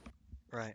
Synthesis is a middle point between the two that is a combination, if you will, of both ideologies, but neither one at the same time. It is equally both. And that is what it was originally founded on. And that's the philosophy that I continue to hold in Atlantropa to this day. Along with the belief, I subscribe to the belief in the horseshoe theory, which is basically where two ends become so radical that they become more like each other than the middle. Then they are alike to the middle. Sort of like how a horseshoe is shaped. So, each end closer to each other than they are to the middle, essentially. I see. And I believe that it has gotten to the point where the World War II community has gotten to fulfill that theory because, I just think Nerfer is so radical in his beliefs nowadays, and Lavo is so radical in his beliefs that it's kind of outlawing. It's not really allowing anyone to, not be radical. It's, I went around to a lot of groups before starting Atlantropa, and none of them were fun for me anymore. Right. It's all really kind of the same thing, and it just keeps getting worse. And that's kind of why I wanted to start Atlantropa. But I mean, I've gone too long on this. Odd one, you should say what you said. I personally think that, I've heard Alex say that Atlantropa isn't successful and that it's just really, really autistic. And I don't really think he's ever heard anyone describe the reason for it being created, and I personally haven't either until right now. Yeah, Aleczaender has repeatedly called me and the group irrelevant. Yes, I remember. Yeah, exactly. I was there. But like, personally, I have mixed feelings on Alexander's legitimacy, because he'll make like a giant group that's very active, very resourceful. It sets like the bar of like a town community, for example, and it is like it'll get to like nearly 1,000 members, and he'll be making almost 100,000 in profits. Right. And then he just shuts it down to create some third army, for example, after Danzig, and then it'll be the most autistic shit you've ever seen, and it'll shut down in like under a week. And then he'll go on about how other people are irrelevant. It's like, you just made one of the worst groups ever created. It's obviously a USM clone, and it failed so miserably that you had to close it down before 2 weeks were up. And then you're gonna go on about how someone else is irrelevant, or how they have made an autistic group. It's like, are you sure about that? Like, that is just retarded. But that's a conversation for another time, to be honest. Personally, I think Atlantrope is gonna be pretty big eventually. We're sort of taking a slower start, and that can be seen through the fluctuation of members, and how we will get to maybe like 320 in member count, and then it'll drop back down to 290. But I think over time, especially with the improvements that I plan on making on within Atlantropa, I think that we could definitely rival, say, TWA and Karovich. Well, Karovich is most certainly, because we already outnumber them from last time I checked at least 3 times from the order itself. The Land Guard, however, they do, last time I checked, have about 80 or so more members than we did. Well, but that's just the Land Guard itself. I see. So moving on to the next question, of course. So do you guys feel that Nerfy will quit Roblox at all? No. Definitely not. I think once you are addicted to this site and spend so much time on it, you're probably not going to quit. Even Lewis, for example, people say that he's quit. We found him on alts. It gets to a point where it becomes an addiction, and no, I don't think he's going to quit. He might quit eventually, but I mean, everyone's going to quit eventually. You got to grow up sometime, right? Addictions can be broken, and the reason he quit in May was because there was no more evidence that Lewis was still around, and that was kind of his. That's his stated goal, is to remove Nazis on Roblox, right? Right. And I remember talking to him at the beginning of April. I was on a spring break trip down to Florida, and I was talking to him one night, and he basically said, he's off Roblox for a while, and that he's enjoying the real world, and that it's quite nice. And that was the last time I spoke to him up until, I don't even know, June something or other. Like late June, I think it was. No, it was like 4th of July. No, 5th of July. Exactly, was when he messaged me back finally about anything. And I don't think you can be addicted to this game. You just need to find other things to fill its place. Yeah. And that's what Nerfer did. He went out and into the real world, and he started doing things, and that broke the connection there. I've seen many people do the same thing. I've done the same thing. It's he will eventually quit. He will. Yeah, everyone will eventually quit. Yes. Whether it's sooner or later, I don't know. I thought he was serious about quitting in May, but I mean, I did too. he returned because Lewis. If he believes Lewis is still on the platform, he will return no matter what. Yes. That's just he could be like 80 years old. The platform has like 3 people left, and if Lewis is one of those 3 people, you better bet your ass that he's gonna be here. Mhm. Right. So moving on, unless you have anything else to say.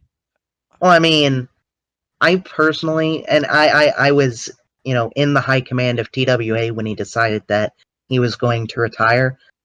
I personally feel like he is going to leave eventually, Right. and it's going to be sooner than later, especially since TWI got deleted.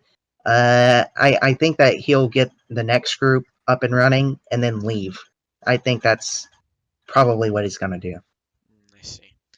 So, since I guess everyone knows you're both from the NSN, what was it really like to be there? Because I remember I was given an invitation, but I rejected it.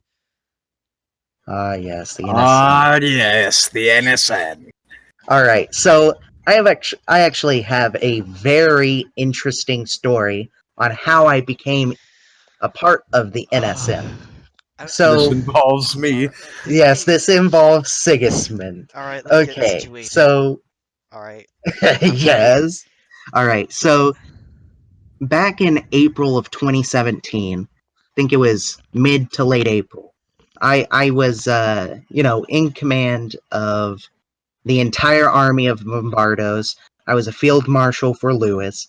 I was right underneath Sigismund, and me and Sigismund were really good friends. Right, that's how I would describe it. Right. And so Sigismund asks, because everyone knows that the NSN is a thing in Lewis's groups, like it's not a secret.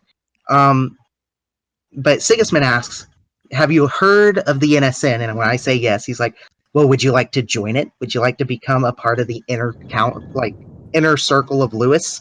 And I'm like, "Sure, why not?" So he sends me the NSN application, and I basically fill it out truthfully. I fill out that I am not a Nazi, that I hate National Socialism, and I would never be a part of the National Socialist government or whatever, and that if I did actually migrate to the Pacific Northwest, that I would be a giant reformer and be all for getting rid of National Socialism. And I believe I also stated somewhere in there that I would never actually move to the Pacific Northwest because I think that the western coast of America is one of the worst places to live. I believe the way I described it. Hold on, let me actually find the screenshot. I believe the way that I described how the Pacific Northwest is it's worse than Africa. So Okay. I called it a shithole basically, and Lewis comes back and he responds and he's like, let's see, what was his fucking exact words? Let me get his exact words Yes, out. he has some He very funny says, exact. I have already removed you for a very specific reason. I'm like, all right, well, can I at least know why? He's like, your NSN application was a despicable example that you are, in fact, retarded. The fact that you thought it was suitable is evidence that you have no tact nor any reasonable capacity for basic thought. And the fact that you expected to be able to submit such a document without incurring my ire is absolutely hilarious. And so I'm like, that's what I thought you would say. And he's like, I was like, I don't blame you. And he's like, oh, you don't? That's reassuring. I was having sleepless nights over whether you blamed me or not. uh, but anyways, he very clearly made it clear to me that he did not like my first application, but Sigismund was still, convinced that I wanted to join. So he sent me another application. And he's like, this time fill it out truthfully. And act like you're wanting to join. And so I filled it out as untruthful as possible, just to, spread the rhetoric of, oh yes, now I've seen the error of my ways. I am now a Nazi. So I fill it out and I sent it to him, and he's like, this will still not do. But around that same time is when Clinton disappeared. And so Lewis, being the bright mind that he is, said, oh, you live in Tennessee, right? Well, Clinton lives in South Carolina. You are the closest NSN member that in the Americas that can drive to his house. So we're going to start this operation named Operation K, which stands for Operation Clinton. Very creative name, by the way. That's the 2 questions down the line, Oddwell. Yes. But anyways, so he starts Operation K, right? And so the plan is that I'm supposed to drive from Tennessee to Atlanta, Georgia to pick up this kid named Reinhard and this other kid named Optical, right? And then I'm going to drive from Atlanta, Georgia. Wasn't it? It was What? Doogie. He wanted you to pick up it wasn't Reinhard. No, it was Doogie and Reinhard. I thought. It was either Doogie and Reinhard or Doogie and Jonathan. Yeah, I think it was Doogie and Jonathan, which Jonathan is Optical. At the time, I remember him going by. Yeah, his username is Optical, but I don't know what I think he goes something Texas something now. I don't. It doesn't matter anymore. Those who are resourceful enough will find whoever we're talking about. Right.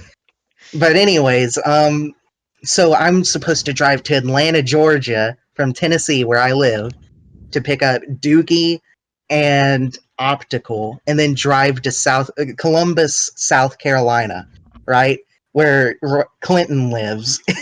And so Lewis basically sends me Clinton's docs, and it has his address. It has like a Google Maps of where he lives, and like pictures of what Clinton looks like, and his directive on what to do when you get there is that I will get out of the car, the other 2 people will follow me, and I'm going to knock 3 times on Clinton's door.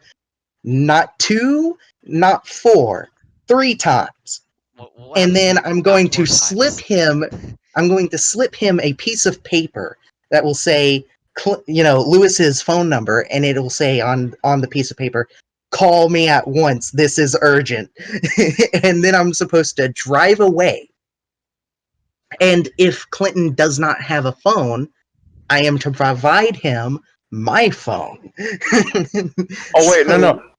You weren't supposed to pick up Jonathan. Jonathan was supposed to go a day ahead of you. He was supposed to fly in. He was supposed to fly from Atlanta to Columbia. And then he was supposed to rent a car and go across the street from Clinton's house and stake it out to see if he was there that day. Oh, yeah. And then he's like, if he's not there, drive to where he works and check if he's there. Yeah. And then he said drive to a school and all this. Yes. And he started giving me where he worked and what school he went to. And he's like, we must get in contact with Clinton one way or another. But anyways, I'm like, sure, I'll do it. I'll be a part of your autistic operation. And so he's like, okay, well then you can be in the NSN. And then he creates the Office of Network Security, the ONS, and Sigismund here is going to lead the ONS. And guess who he appoints into the ONS? Everyone in Operation K. So I get to be not only in the NSN... And Eric Geierskogel for some reason, just because... Yeah, but not only did I get to join the NSN, I now am in the NSN's police force, basically. Yeah, the SASS Gestapo equivalent. Yes. So I went from being a despicable retard to being the SS chief, basically. Well, not chief, but you get what I'm saying. Viewer. basically. He was the chief of staff of the network of security, which is the third in command. Oh boy. Yes. The third in command. Yes. You know, not that I want to be there, but it just seems like I missed out on a lot of fun stuff that occurred, you know? No, it wasn't. It wasn't It fun. wasn't It was really fun. autistic. It was autistic, It honestly. was the most autistic Okay. shit I've ever been a part of. So let me tell you my experience in the NSN. Basically my entire career in the World War II community has been a series of chants. All right. Right. I was recruited into Ostrat off of like an advertisement or something. I'm like, oh, this looks like a cool group. And then I didn't do anything in it. And then it became HRI, and then I'm like, oh, well, this is cool. And then I started doing stuff in it. And then I was in the right places at the right time, and I ended up becoming, captain of the Imperial Police Force, ended up becoming one of the Teutonic Knights, so on and so forth. And then HRI got deleted, and I did not follow them after HRI. And then one day this is the second chance. The first one is finding the advertisement. Second chance is the Halloween event in October 2014. I was playing on it, and Incendia Kronenzoren joins my game just by pure chance, and I go, hey, is there going to be another group like HRI? And she goes, yeah, we have Alemán starting up. So I look it up, and I join Alemán, and through, series of events, I ended up becoming a colonel, adjutant to Eirik Gereskogel, who was commander of the Africa Front, so on and so forth. And then after that, I was in some other groups, and then I eventually fell off the face of the earth for basically all of 2015. And then, well, actually, no. Whenever New Millenaria started up, I got a message from Mateo. And Mateo's like, hey, you should come join. I'm just like, whatever, I'll join. So I joined New Millenaria, and by sheer coincidence, I got messaged, and I decided to join, right? And this is like the third one. And then I only came on Roblox maybe, I don't know, 2 or 3 times a year to check my messages at that point. And in December of 2016, I get on, and just a couple hours earlier in that day, I get a message from Z Backup Z, who's saying that there's a new group called Austro-Prussia, and that I should come be a part of it because it's led by Krieg, so on and so forth, and that he found me through me being in New Millenaria. And just by sheer chance, he happened to recognize my name, and so did Lewis. So they decided to invite me to come back, and I said, okay. So I go back, and I become, a major and work my way up to becoming Supreme Commander. Right. And then, that's where I actually met you, Sigismund. I was a lieutenant in Austro-Prussia. Well, yeah, you ended up joining the game at Africa you ended up joining the game at Africa, and I just ended up striking up a conversation with you. I'm not sure how it started, but I think you were wearing like an Ostrat uniform. And I was wearing my Grenadier Corporal uniform from Ostrat. And I joined, and I'm like, hi, were you ever in Ostrat? And you were like, yes. And so I started showing you all my uniforms from all the Lewis groups. And then I started showing you my uniforms also. Yeah, and then oh, that's cool. Nice to see another veteran or something. Yeah, I know. And then later that week, I was put in control of the elite infantry, and I was a colonel, but I was also a lieutenant in the main group, so I didn't get admin privileges. It was really fucked up. Right. Yeah. The organization of that group is terrible. But I digress. Yeah, and then I ended up appointing, when I became Supreme Commander, once Werner Amsel was sacked because of inactivity, I promoted you to Field Marshal. Yes. And and then everything went downhill from there, obviously. I love how you worded that. Then I appointed you to Field Marshal, and then everything went to shit. Okay, so NSN.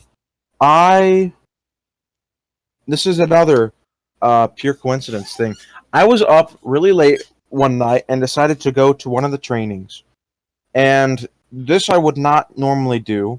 I ended up deciding to do that anyway. And someone at the training said something about the Emperor holding a lecture. And I'm like, okay, this seems interesting. I'll go watch it. And it was on Skype. And get on Skype, and it's Lewis and a bunch of the other I Command of Austria-Prussia. And they're having a lecture about National Socialism. And he says this will be the beginning of a series about, National Socialism, philosophy, history, so on and so forth. And I stayed around, and it lasted about 2 hours. And he basically just went on and on and on, and we got to ask questions. Most of them were not serious questions, but some of them were. And he, at first, I recorded the entire thing, and you can see me bring up Steam, and I say to one of my friends, my real life friends, LOL, I'm listening to a Roblox Nazi. And but then over the next, I decided to keep coming back to the lectures because he said something about having merits or something if you come to the lectures. Mm-hmm. So I ended up keep coming back to the lectures, and these went on until through January, and then I sent in my NSN application because one day he said, if you want to continue your service to me and to Austro-Prussia and so on and so forth, you can send in an NSN application and become a member of the inner circle, so on and so forth. And I'm like, okay, that sounds cool. And I took an application, filled it out, sent it in to Lewis, and on January 20th, 2017, I was allowed access into the NSN, along with another member named Klintonkydoimos, who many people probably won't remember because he was pretty much irrelevant. I remember Rainer. Yeah, you remember Rainer. And from there, I was just kind of a standard member. It didn't really feel like it was anything that serious at that point in time.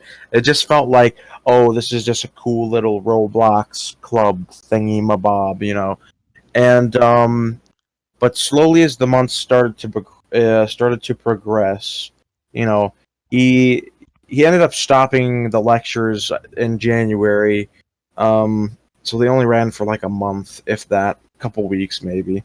And it went into, Austria-Prussia got deleted, went on to the next group, the next group, the next group, and his rhetoric slowly began getting heavier, more intense.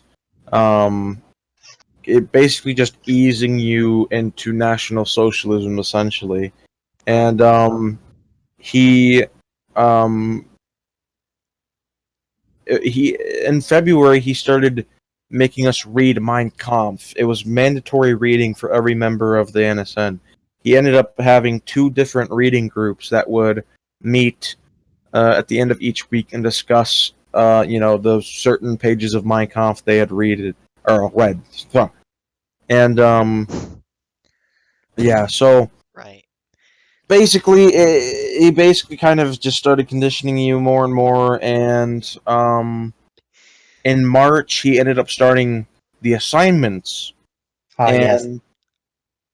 the assignments were essentially things you needed to do. They were mandatory things you needed to do that would help you understand National Socialism. Yeah, like read an entire book on the fucking economy of 1930s, There was, and then write an essay about it. yeah, the month assignment was write an essay or do a presentation on a variety of topics. Most of them had to do with National Socialist economics. Other things had to do with, That was National fun. Socialism and nature, stuff like that. And I ended up doing mine on economics. And I never actually did mine, because by the time I joined, that had really been phased out. But Lewis's rhetoric about how everyone should be doing shit increased. By the time Yeah. I joined, like, he was saying, I don't need regular people in my inner circle. I need fanatics who would be willing to die for National Socialism. yeah, It's exactly. like, I'm not gonna do that. Right. Mhm. And then, by time April came around, Lewis started experiencing, people leaving him. Clinton is an example. Austin is another example. He goes by Klintonkydoimos, or at least he used to. And those were two both very prominent members of the NSN, and he became really depressed, and then, I ended up having to comfort him one night and say, like, oh yeah, no, I'll always be with you, blah, blah, blah, blah, blah. He's like, thank you, Sigismund, you are a true believer in National Socialism. And, It sounds a bit yes. funny, a little bit of character or something in the cartoon. yeah, exactly. You are a exactly. true believer. You have officially helped the cause for covering me overnight. Yes, exactly. And then April was when I starting to connect with other members of the NSN. Because up to that point, it was just kind of like, oh yeah, we know each other on Roblox. But then he started making it to where people actually got to know each other as if they knew each other in real life, just had not met or something. I honestly don't know how to explain it. Right. But then it got into May, and things kind of started to die down. And the assignment from April, instead of having a 1 month assignment, it was just a 2 month assignment from April to May, where you needed to either recruit one member and have them stay for the entirety of that time, or start your own branch of the NSN in your town, or I forget what the third one was. But anyway, I decided to recruit people. I forget who I recruited. You recruited me. Yeah, you were one of them, I think, but there was some other people that I recruited. Yeah, I know. I This was don't when remember this who. happened. What? When was the exact date that this happened? 'Cause I didn't. Oh, that assignment was from the beginning of April to the end of May. Okay. Yeah. And then in May things started to die down because that was kind of when Bombardos was a thing. That was also, I think, when Covenant of the New Awakening was somewhere around there. No one wanted to do a futuristic group. Wait, I And thought that the Covenant came around before Bombardos. wait. yeah, What it what is did. that? I said it was somewhere. Oh, you never heard of the Covenant of the New Awakening? No. I know. It was Covenant of the New Awakening? It was a sci-fi group that was essentially, if you took Warhammer 40k, Halo, and Hellgast and put it into one, just a mishmash of stuff. Huh. It basically what happened was Klintonkydoimos was like, okay, if we go back to the World War II community, we're just going to get deleted banned. again. Yeah. So instead of doing that, we'll just move to the sci-fi community, even though no one wanted to go there. Yeah, they had a vote. They had a vote, but they included like 10 different options. Yes. So it was just a plurality of things. It was like 10% of people wanted to do futuristic, but since there were so many other options, nothing else could beat 10%. So then they just like, whoa, that wins. We're going to do futuristic. Yeah, there was like 30 different options. Like, Yeah, I'm not even there was more like 30 like, instead of 10. There was a lot, and there were very specific ones too. Is weird. yes. But continuing on with my experience, in around May was when the New Awakening kind of became a concept with Operation Y, and yeah, Operation Yggdrasil. yeah, some weird old Norse thing. I'm pretty sure. Yeah, I think that it was Wolfgang that came up with that name. Yeah, but New Awakening became a thing during that time, and it was also during that time when their Discord was made. Although nobody used that, they kept using the TeamSpeak that was set up, and then in June, that was when the last group, Holy Roman Empire of the Germination, where Lewis was kind of publicly out there, at least to my knowledge. After that he gave another announcement saying, Roblox, they're just going to keep banning us, blah, blah, blah, a bunch of Jews, blah, blah, blah. Right. And he said no member of the NSN was allowed to continue being on Roblox, and if they were found on Roblox, they would be excommunicated immediately. Yep, that's what got me. Yep, and a few other people he gave them an option to either leave or stay. So either leave to continue to play Roblox or stay with the NSN. some people left, like Eric Geierskogel. That's the most notable person that I can remember. It was also during May that I think the offices were introduced, although it might have been April. And April's also when Clinton left, like I said. So like it was just kind of Lewis was kind of just fucking depressed for the next couple of months. And in June he's like, "Oh yes, no one is allowed to do this." And they then we switched over to using Discord in I think like late August. And all throughout the summer, what you would usually associate with it being a busy time because people are off school, most of the NSN was inactive. I'd say maybe 80 to 90%. And there was only Yeah. a few people who actually stayed around and, did the weekly events that Lewis was doing. And I remember the only thing that I ever remember doing at that point in time was getting on Skype and memeing around, and that was it. yeah, they had basically people just started video calls to entertain themselves. Right. And, Lewis would call all of us at like, I don't know, 4 a.m. Yeah, like And 2 and 4 a.m. in the morning, drunk as always. A fish. yeah, exactly. And he that was basically how we entertained ourselves from Yes. through June through to sometime in August. And then I just remember Lewis calling us at 2 a.m. in the morning. yeah. And he's like, "All right, Sigismund, you don't know how to shave because you still have Oh facial yeah, hair. that's where that. And so I will show you how to shave." Yeah, And that's so he where that. starts shaving at like 5 a.m. in the morning where he is. Yeah, that's where that GIF came from. If anyone's wondering, I don't know if Yeah. you've seen it, but there's a GIF of him. He's basically shaving in the mirror, and then he turns around, like Yes. laughing. Here, I have it. And, I'll post it in the Yeah, I for Discord. gotta Kaiser. watch that. Yeah, Here, let me it's- find it real quick. It's actually kind of funny. yeah, and that's basically him saying, "Oh, Sigismund, you need to learn how to shave." This is it, right here. And Ah. Oh If it'll boy. load. All right. all right.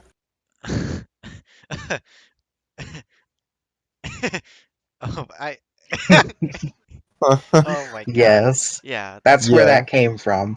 Yeah, and because when I was appointed chief of the Office of Network Security, and like around the time it was made, because you had everyone apply for positions. There was leader, which is him, obviously. The Right. deputy leader was Clinton, although Clinton was gone, but Lewis said that he would return, so his spot was being kept. Then there was adjutant and typist to the leader, which I think was Doogie. And then there was chief administration officer, which was Zophiel, also known as Tom. Then there was me as head of network security, and someone else named Epic Man 190S, who was the chief of network health. And then there was also the chief of network finances and the chief of network something else. I forget. Oh, the Office of Network Recruitment. And I think Wolfgang became a part of that. Wolfgang was never on Roblox, but he was chief of network recruitment. I don't think there ever was a finances officer.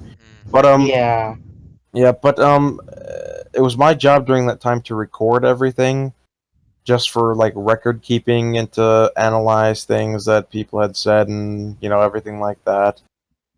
So basically everything from May to like October in the NSN, I recorded like every conversation I had, every video chat that I was in. Basically anything that was ever sent my way was recorded. Did you ever Um, leak these? yeah, that GIF is an example of that. yes. In the fact, a lot of the Lewis memes are from Sigismund. Yeah, like a great majority of them are from me just leaking like still frames of some of the videos. There was for the actual videos themselves, the entirety of them. I have not leaked any of them. I have the first lecture that I attended on like December 23rd, 2016. I have that recorded All right. and up on a YouTube, although it's privated. I also have a video of one of Lewis's. I think I showed Nerf for at least one or two of those clips of Lewis in the video calls, but he wasn't too interested because it didn't have anything in regards to Roblox on it. I am definitely interested in those. I would like pay for those, but I mean that's up Yeah, to you, of it's course. yeah. But that would be comedy gold right there. That would. Mhm. There's a lot of there's a lot of funny moments in there, but yeah. So basically, things really died out during the summer. Then August came around when we switched from TeamSpeak to Discord, and then we started getting a lot. We had a ton of people, a great influx of members from all these different sites we'd been posting our Discord link to and everything. And the Discord was essentially a one-man operation by Frederick Volkson up until that point. Uh, and then eventually it just took off, and then we decided to switch to it. And that's when we started doing a lot more things, and a lot more people became active, and it became where there were starting to be purges where inactive people were let go, people who wouldn't do anything, or who wouldn't do anything that they were told to do, they were let go. And there was a I mean, gaming channel where people were allowed to do things, because up until that point there had been like a Minecraft server. we Oh, had done we'd done some operations on Armor 3. We had a mod that converted everything into World War II, and we basically did scenarios on Arma 3, and that was quite fun. That was in August. Uh, uh, but going back to the whole if you're inactive, you would get removed point. I tried to do that, if you don't remember. I remember messaging you saying, yeah, I'm done with the NSN, and that I would just be inactive. And for like 2 or 3 weeks, I was just completely inactive. No one ever was able to get a hold of me or anything. And that isn't what got me removed from the NSN. yeah, It took exactly. me playing a Lego game to get me removed. right. Yes, because the eyes of the Office of Network Security are always watching. Right. Yes, of course. And then through what's after August, September? It's yeah. um, that kind of makes me look stupid. But anyway, Yes. it's late. I'm sorry, but so September was kind of just the same thing as August, except on Discord, and there was more things going on, more events. And then October rolled around, and that's when I left the NSN because of various different reasons. And that's when a couple other people left following my footsteps. There was kind of like an exodus after I left. But yeah, and that's my tenure in the NSN and what it was like. For the first few months, it was just kind of a memey Roblox club, and then it turned really super serious, and then it kind of became like, holy moly, this is really super serious. What have I gotten myself into, kind of a thing. Right. Um, See, I, 'Cause- I, I and never really at the thought end of of it the that year, way. well, at the end of the year is when they started holding the rallies and the meetups between the people, and that's Yeah, when they that's when I started was like, negotiating with like the one Swedish neo-Nazi group, Nordfront. They had members of Nordfront in our Discord. That's when they were talking yeah, about their people being at Charlottesville and everything like that. yeah, that's like when And I that's thought that was too far. Like that's when I realized that I needed to leave the yeah, NA Discord. Is when yeah, they started same. to actually become threatening Yeah, to same. like other people. Like, that's a little Yeah, bit too far there.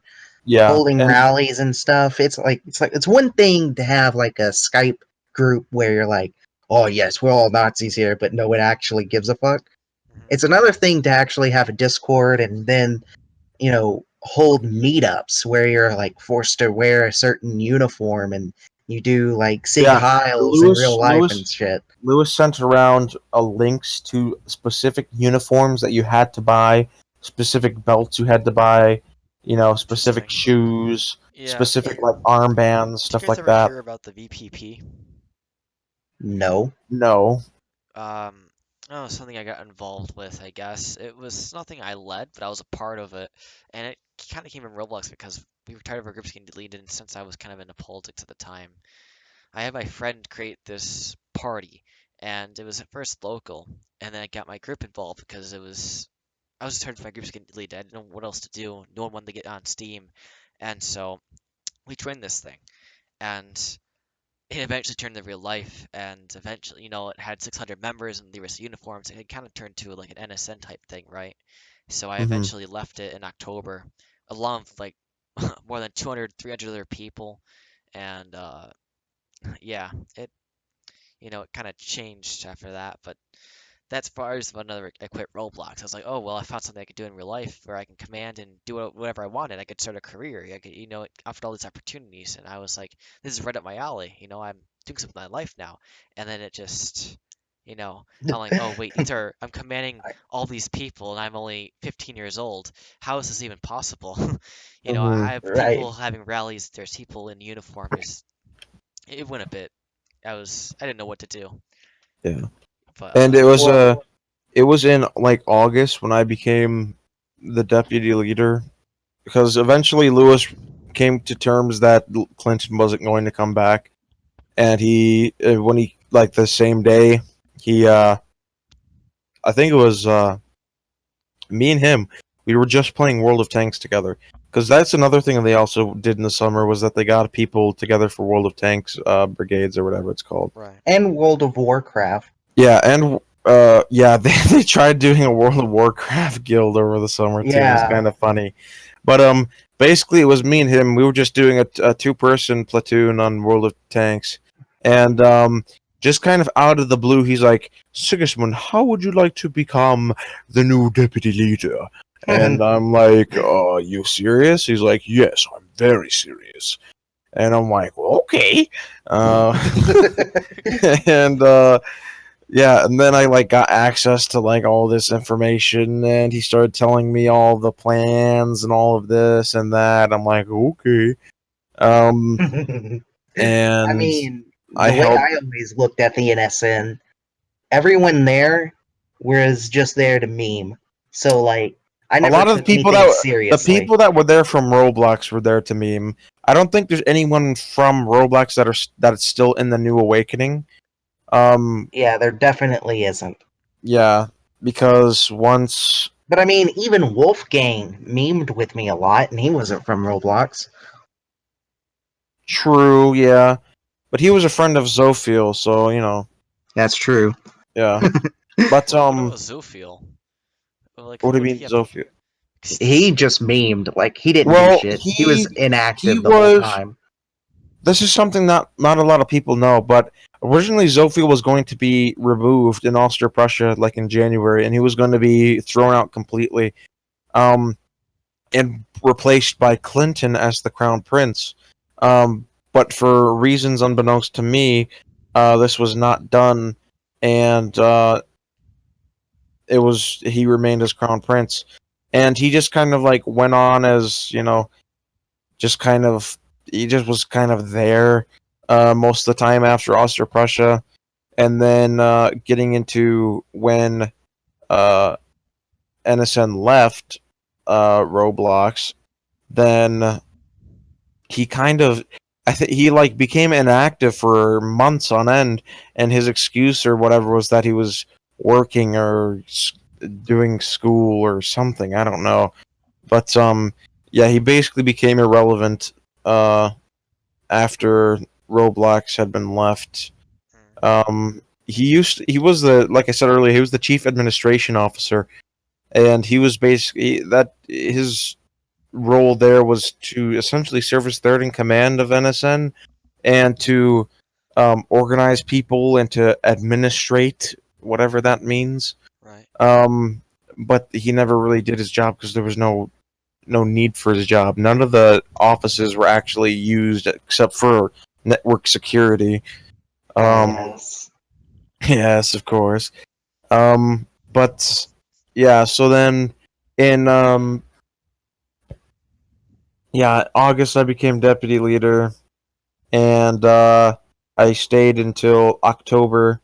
There was like one day in October, I forget what it was, which one, but basically, Rainer Kaidomos took over for me for a day, and then someone else named Eugen took over, and Eugen was another holdout from not Roblox. So a lot of the people that were being recruited after Roblox had been left were not from Roblox; they were from the real world. So we had actual, hardcore Nazis joining, and Eugen wasn't one of them. He was like on the path to becoming one. He probably is now, but he was. See, I always talk to Eugen, and when Eugen I was a talk to slow guy to talk to. yeah, but when I talked to him, he was really fanatical about National Socialism, like more so than anyone else other than maybe Lewis that I don't I've know. ever talked to. I got to get rather close to Eugen also, and he basically said that he wasn't as fanatical as he made himself out to be. Oh, Yeah, he basically just did well, that to show off or impress or something. I don't know. So, I forget. Sigis, how did you get removed, or how did your downfall in this group end up?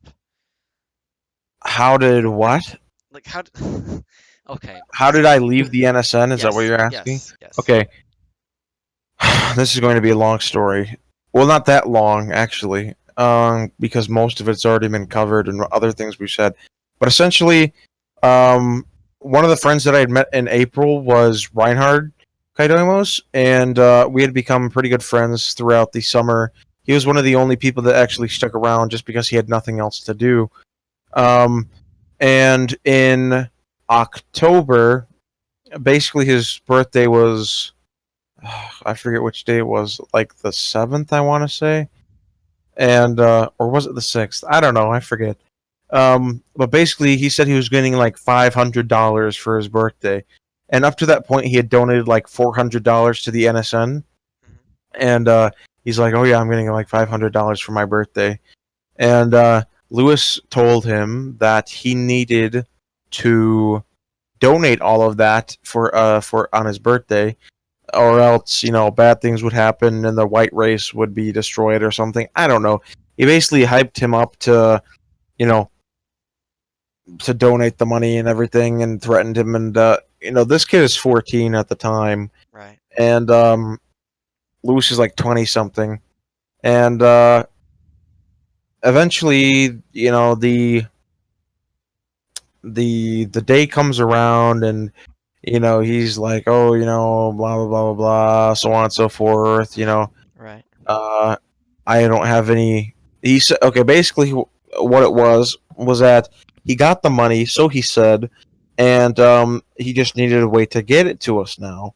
And he was trying to get it to us through like PayPal or something, but he Right. needed a credit card. And he had just turned 15, so his dad was going to take him to a driver's training test to get his permit.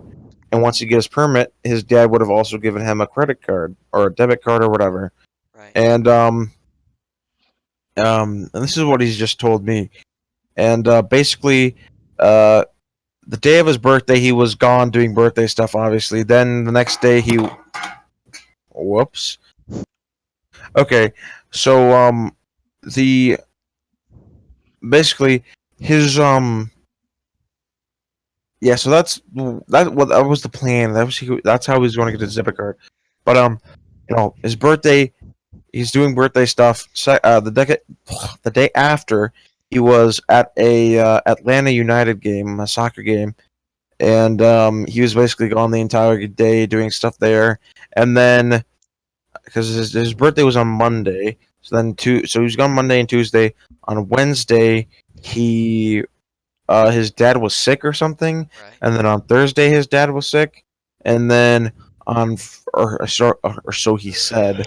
And then on Friday, he ended up.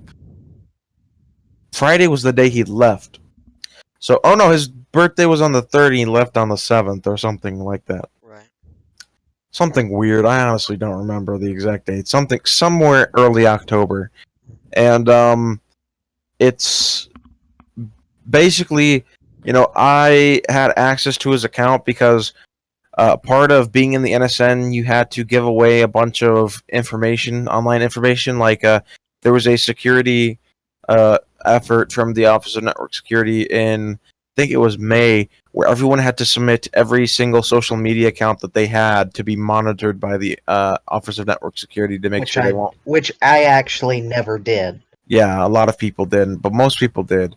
But they were supposed to be monitored by network security, and then something, I forget. There's a lot of holes in the story because I don't know. That was quite some time ago, over a year ago now.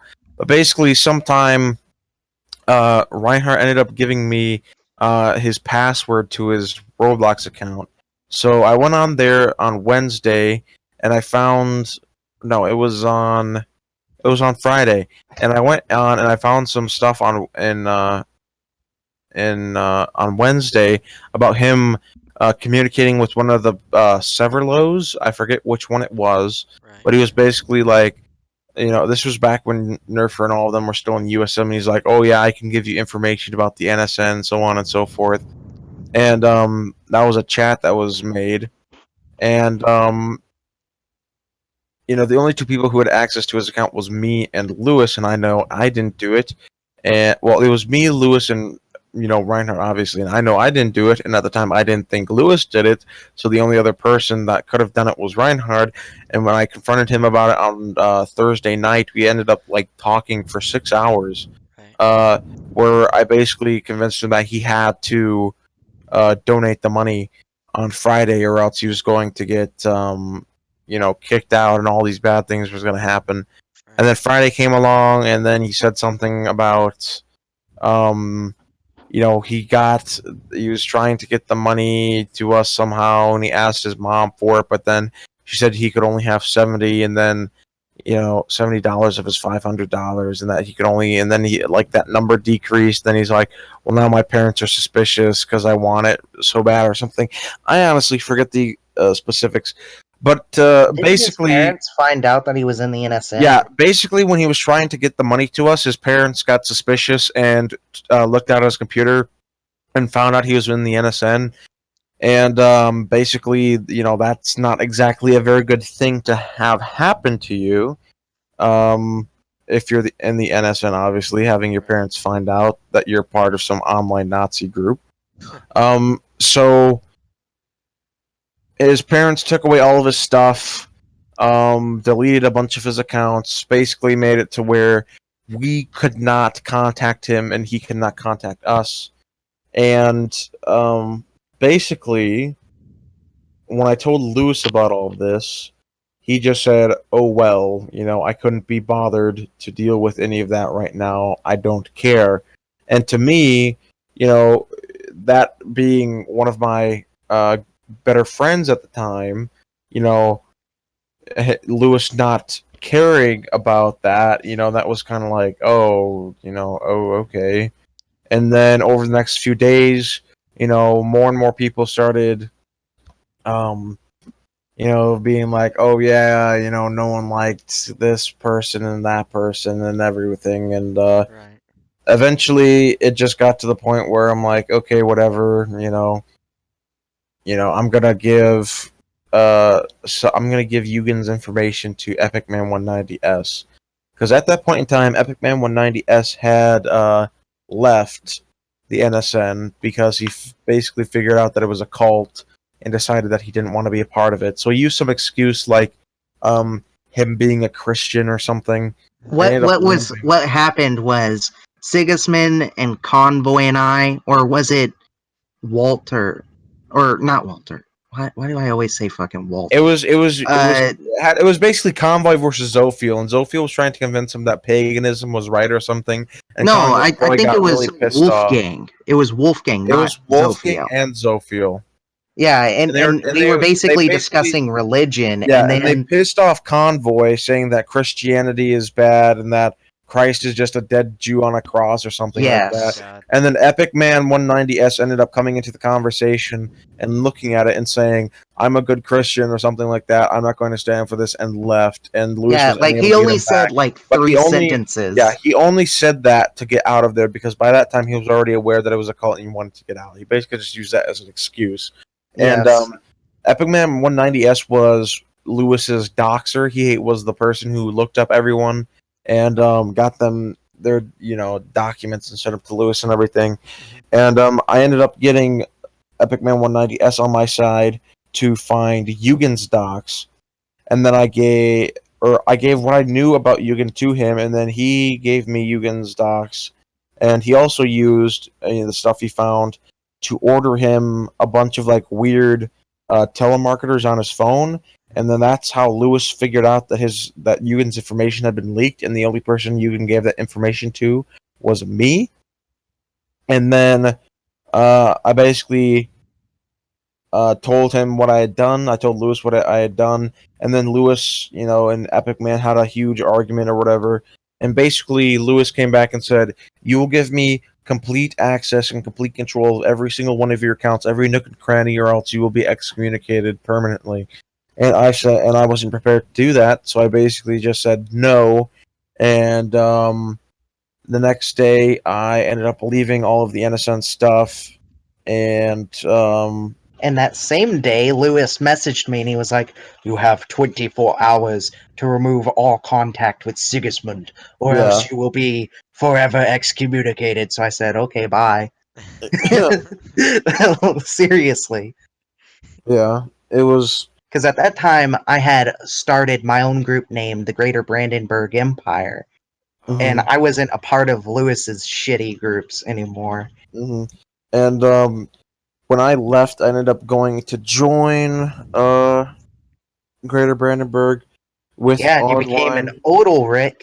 Yeah, I Hashtag became Odalrics. I changed my name from SigismundKydoimos to Sigismund Odalric. And then I after that I moved on to Imperial Leistung, led by Fast Morbid and the Morbidium family.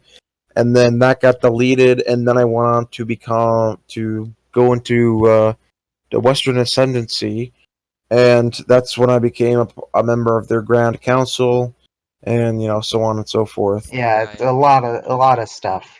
Hmm. So, how dangerous was the NSN? Not very dangerous at its start. Like Yeah, the when best it way I started can on Roblox, the only thing they could really do to you was send you kick you out. pizzas. Yeah, kick you out and send you pizzas. Yeah, which might make What do people you mean annoyed at send you? you. Because the only thing I They know pizzas. since if they could track you down and get your address and order pizzas to your house, that's Would, all they could really do. would that be a good Yeah. thing though? Just to order pizzas? I mean, I love pizzas, my favorite food. Um, Not I if you mean, get they like would. 20 anchovy Yeah, pizzas with exactly. no They would. cheese That's what they would do. Like orders and like like a ton of meatballs on it. pizzas. Yeah, and that's yeah, and And then that actually became a that's meme eventually. Yeah, that's what I'm talking about. yeah, Because I think Lewis made like a threat after I quit. Because I remember Zophile. The thing about Zophile was that he was like, because he felt really bad or something. I don't know what it was, but he was. I don't know, but I donated 5,000 just well, Lewis wouldn't come kill me or anything like that. Because I knew about how he had exploiters and DDoSers, and Zophile He was wouldn't just. go and kill you. He still can't do that. yeah. He I still know can't that. do I know that. that, but I didn't know jack crap. I was 14 years old, so I Yeah, did that. that's like we said earlier. He uses a lot of fear that is, he can't do anything with. He Anyways, doesn't have any actions to back them up. he said But something when he found But out he about can say a lot of shit. yeah, he exactly. found out about me leaving, and he said something about pizzas levitating. He said that he'll make every single pizza in the world levitate towards my house or something like that. Yeah, that's what he used that line a lot actually. He said like every single pizza in the surrounding area will slowly gravitate towards your house. Yeah, I Something remember like that. I remember when he doxed John, he was like, "Okay, everyone, send this boy a whole lot of pizzas and hookers." Yeah. But that's like all they could do was just send you, pizzas, for example. And then slowly as things started to progress, at the beginning of the New Awakenings Discord, there wasn't really anything they could do. Even by the time I left, there wasn't really anything they could do. Nowadays, if you are in if you were in Colorado somewhere and you pissed them off, then they could probably do something to you. You know, they have various other members across the United States that might do stuff, but you know, to my knowledge, they still A lot can't of go their out and kill members you. were in Michigan. I lived in Michigan. Two of their members lived in only 30 minutes away from me, and they're talking about like a meetup with me, and I'm like, Yeah, yeah, I ended up. Yeah, I wouldn't meet up with them. I ended yeah, up. I ended up meeting up with Convoy actually, and Yeah. this was in September actually. This was in September after all that uh, you know, uncleanly business had been dealt with early on in the year, and he had been accepted back into the New Awakening. And since I ended up finding out that he lived 5 minutes away from my grandparents' house where I was going to be staying, and that was walking distance, 5 minutes away walking distance. And so then Lewis was like, "Oh yeah, you two should meet up and check on how he's doing." So we ended up meeting up, and that was a very awkward experience because at the time my profile picture was Heinrich Himmler, and his profile picture was some random other officer. And when we first met, he's like, "I thought you would look like your profile picture," and I go, "You thought I was gonna look like Heinrich Himmler?" He goes, "Yeah." Yeah. I fucking remember that. Yeah, it was weird, but that's the only member of the NSN I've actually, or not the NSN, New Awakening technically, that yeah. I met up with. I'm I have, I know where a lot of the other ones live, but I don't really wish to meet yeah, with them. yeah. I Um, wouldn't. yeah, Well, there's a here's few how. people who aren't in it anymore that I'd be fine with meeting. Same. Um, yeah, because I know there's at least two that are within at least a 2 hour drive of me and Hmm. stuff like that. And but yeah, there's it's they the NSN and the New Awakening, they're not very threatening. And I mean even if they they can do drive threaten to your you, but they house, can't do anything to you well, yeah, and because they're even if they also could, very scared. They're also very scared of legal action. That's that another is thing they don't true. want coming their way is legal action, because they can threaten you all they want, but they're not going to try anything because they know they'll get sued or And something. I mean, even doxing people, that can also bring illegal action. So they can't dox Mhm. everyone. They can only dox certain people who Yeah, they know cannot actually, fend for yeah, themselves. because sometimes most well, actually not even sometimes, most of the time, people who were excommunicated and they were threatened to be doxxed, they weren't doxxed just because Yeah. you know like I was actually one of those people until I started leaking stuff about Lewis, and then he decided to do that. Right. um but yeah, New Awakening isn't very threatening. Okay. And I mean, even if they were, you live in the United States, right? Right. Go buy a gun. Well, and What's I go to stopping you? Canada as well, but either one works. Hmm. I'm serious. If you're really concerned about the NSN doing something, the only thing they could ever do is threaten to meet you in real life or dox you. Yeah, And like, if they if threaten to meet you in real life, just buy a gun. If the only people they can meet yeah you it's not is if you're in the United States, and maybe yeah if you're in Europe somewhere, but like mostly the United yeah States. it's not like a truckload of SA stormtroopers with Yeah, it's rifles and gonna be like submachine one guns or are two gonna people. show up and raid your house and kill your family and everything. Right. No, it's not even gonna be two people. It's gonna be like one Yeah, I that's know. They'll send nearby like somewhere, they're gonna send someone like fucking me, and and I'm even then, it's probably not gonna happen. yeah, I know. Like Operation K, for example, Mhm. they canceled that Yeah, almost as soon as they created it, yeah. mainly Right. because they just couldn't find the courage to go through with it, Mhm. and I wasn't going to do it anyways. So it's great that they canceled it, Uh but huh. like uh they canceled it, and I think it's mainly because Lewis doesn't want any sort of stalking charges brought up against him or something like that. Right. And I don't think they're ready for real world exposure. Right. Yeah. Um. All right. So, what kind of? Well, I think we already got an answer to this, but what kind of like operations or events did they do with you guys? Well, Well, we've said that there's been multiple operations, but we never gone in depth with them. So I guess now is the time to go in depth with them. We've kind of Right. already covered Operation K, Yeah. which Yeah. stood for Operation Clinton, and that was the operation to get into contact with Clinton. What came next chronologically? Was that Operation T, Operation Think? I think it was Operation Y. Well, Operation Y was in May. When was Operation Well, T? hold on. I think Operation Y started after Operation K, but it never was like fully implemented until May. Yeah. Hmm. Well, So, no, it started in May, but it didn't really get going until the summer hit. I see. oh, okay. Yeah. So it was either Operation Y or Operation T. Well, I'm pretty sure it's Operation T, and since I don't remember this operation, you can go on about it. All right. So Operation T stands for Operation Think. It is probably the most autistic name anyone has ever come up for an operation.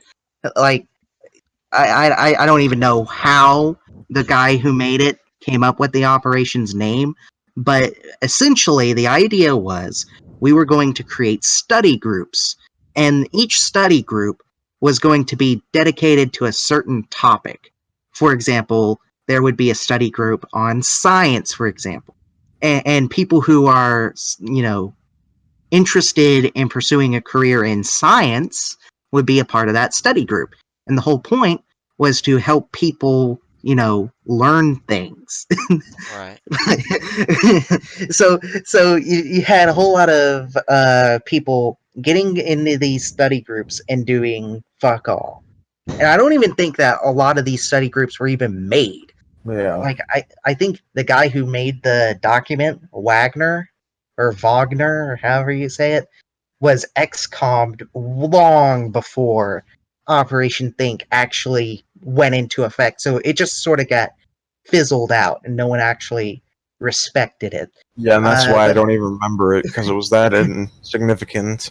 yeah, but like when it came along, I thought it was a cool idea, but it was autistic. The way it was Mhm. going to be handled was just retarded. Mhm. So, I think it's one of the more interesting things, but yeah, Right. it was a terrible idea. Yeah. So then next chronologically came Operation Y or Operation Yggdrasil. Yes. I That actually have was the the image. Yeah. I actually have an image that Wolfgang created for Operation Yggdrasil. Yeah. It Uh, is it's basically Operation Yggdrasil marked the beginning of the end of the NSN and the beginning of the New Awakening. yes. It began shifting operations off of the platform of Roblox and onto other platforms. At first, it was Instagram, Twitter, YouTube, And Skype. Steam, Skype, various different things like that. It Right. eventually became Discord as well. Yeah, and Discord. And it was basically it was a recruitment operation to get as many people as we could into the New Awakening and to teach them about National Socialism and so on and so forth. Speaking And of the Operation Y, here is the logo for it. yeah, That's the one that they created. Obviously, there's a whole lot of pagan symbolism and shit, because a lot of people were pagans and shit. Yeah, I remember that. The yeah, Black Sun meme. Yes. uh-huh. And Operation Y, basically each person was assigned like a team. So there was a team that worked on the Instagram account. There was a team that worked on the Twitter account. There was a team that worked on the YouTube How account. many There was a people were team. in the NSN exactly? About 20. Yeah, about 20. Oh, but the National Awakening or New Awakening.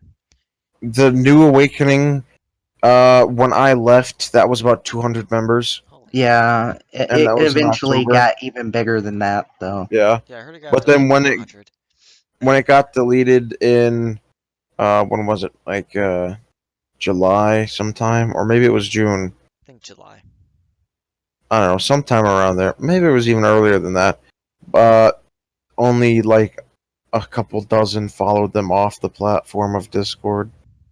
But yeah, so like for some of the platforms like Instagram and Twitter, they were banned almost immediately for like hate speech, stuff like that.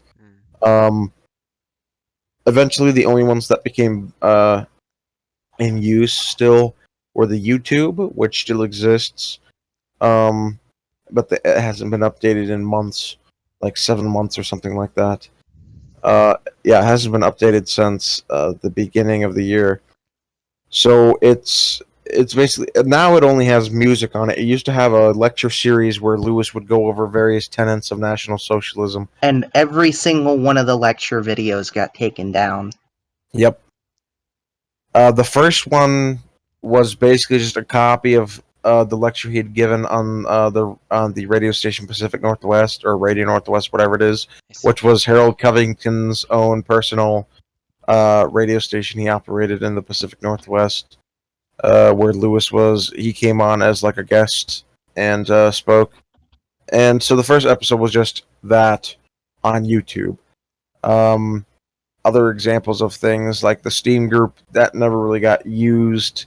Skype was faded out because it was too easy to obtain locations and IPs and stuff like that on Skype.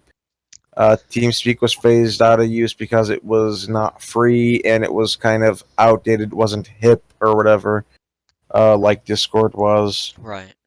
And so it basically just came down to the Discord and the YouTube. And I think they also had a Tumblr.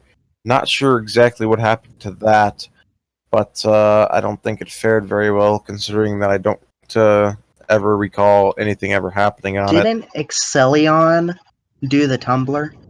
I think, but Excellion was like in medical school, so he was always away. Yeah, I Like know. the last, like I saw him maybe like once in January when I joined, and the next time I saw him was once in October, like when I left. Yeah, I know. It was Like he literally never did anything. yeah, he was still in the NSN, like all the NSN stuff, but he just never was on literally.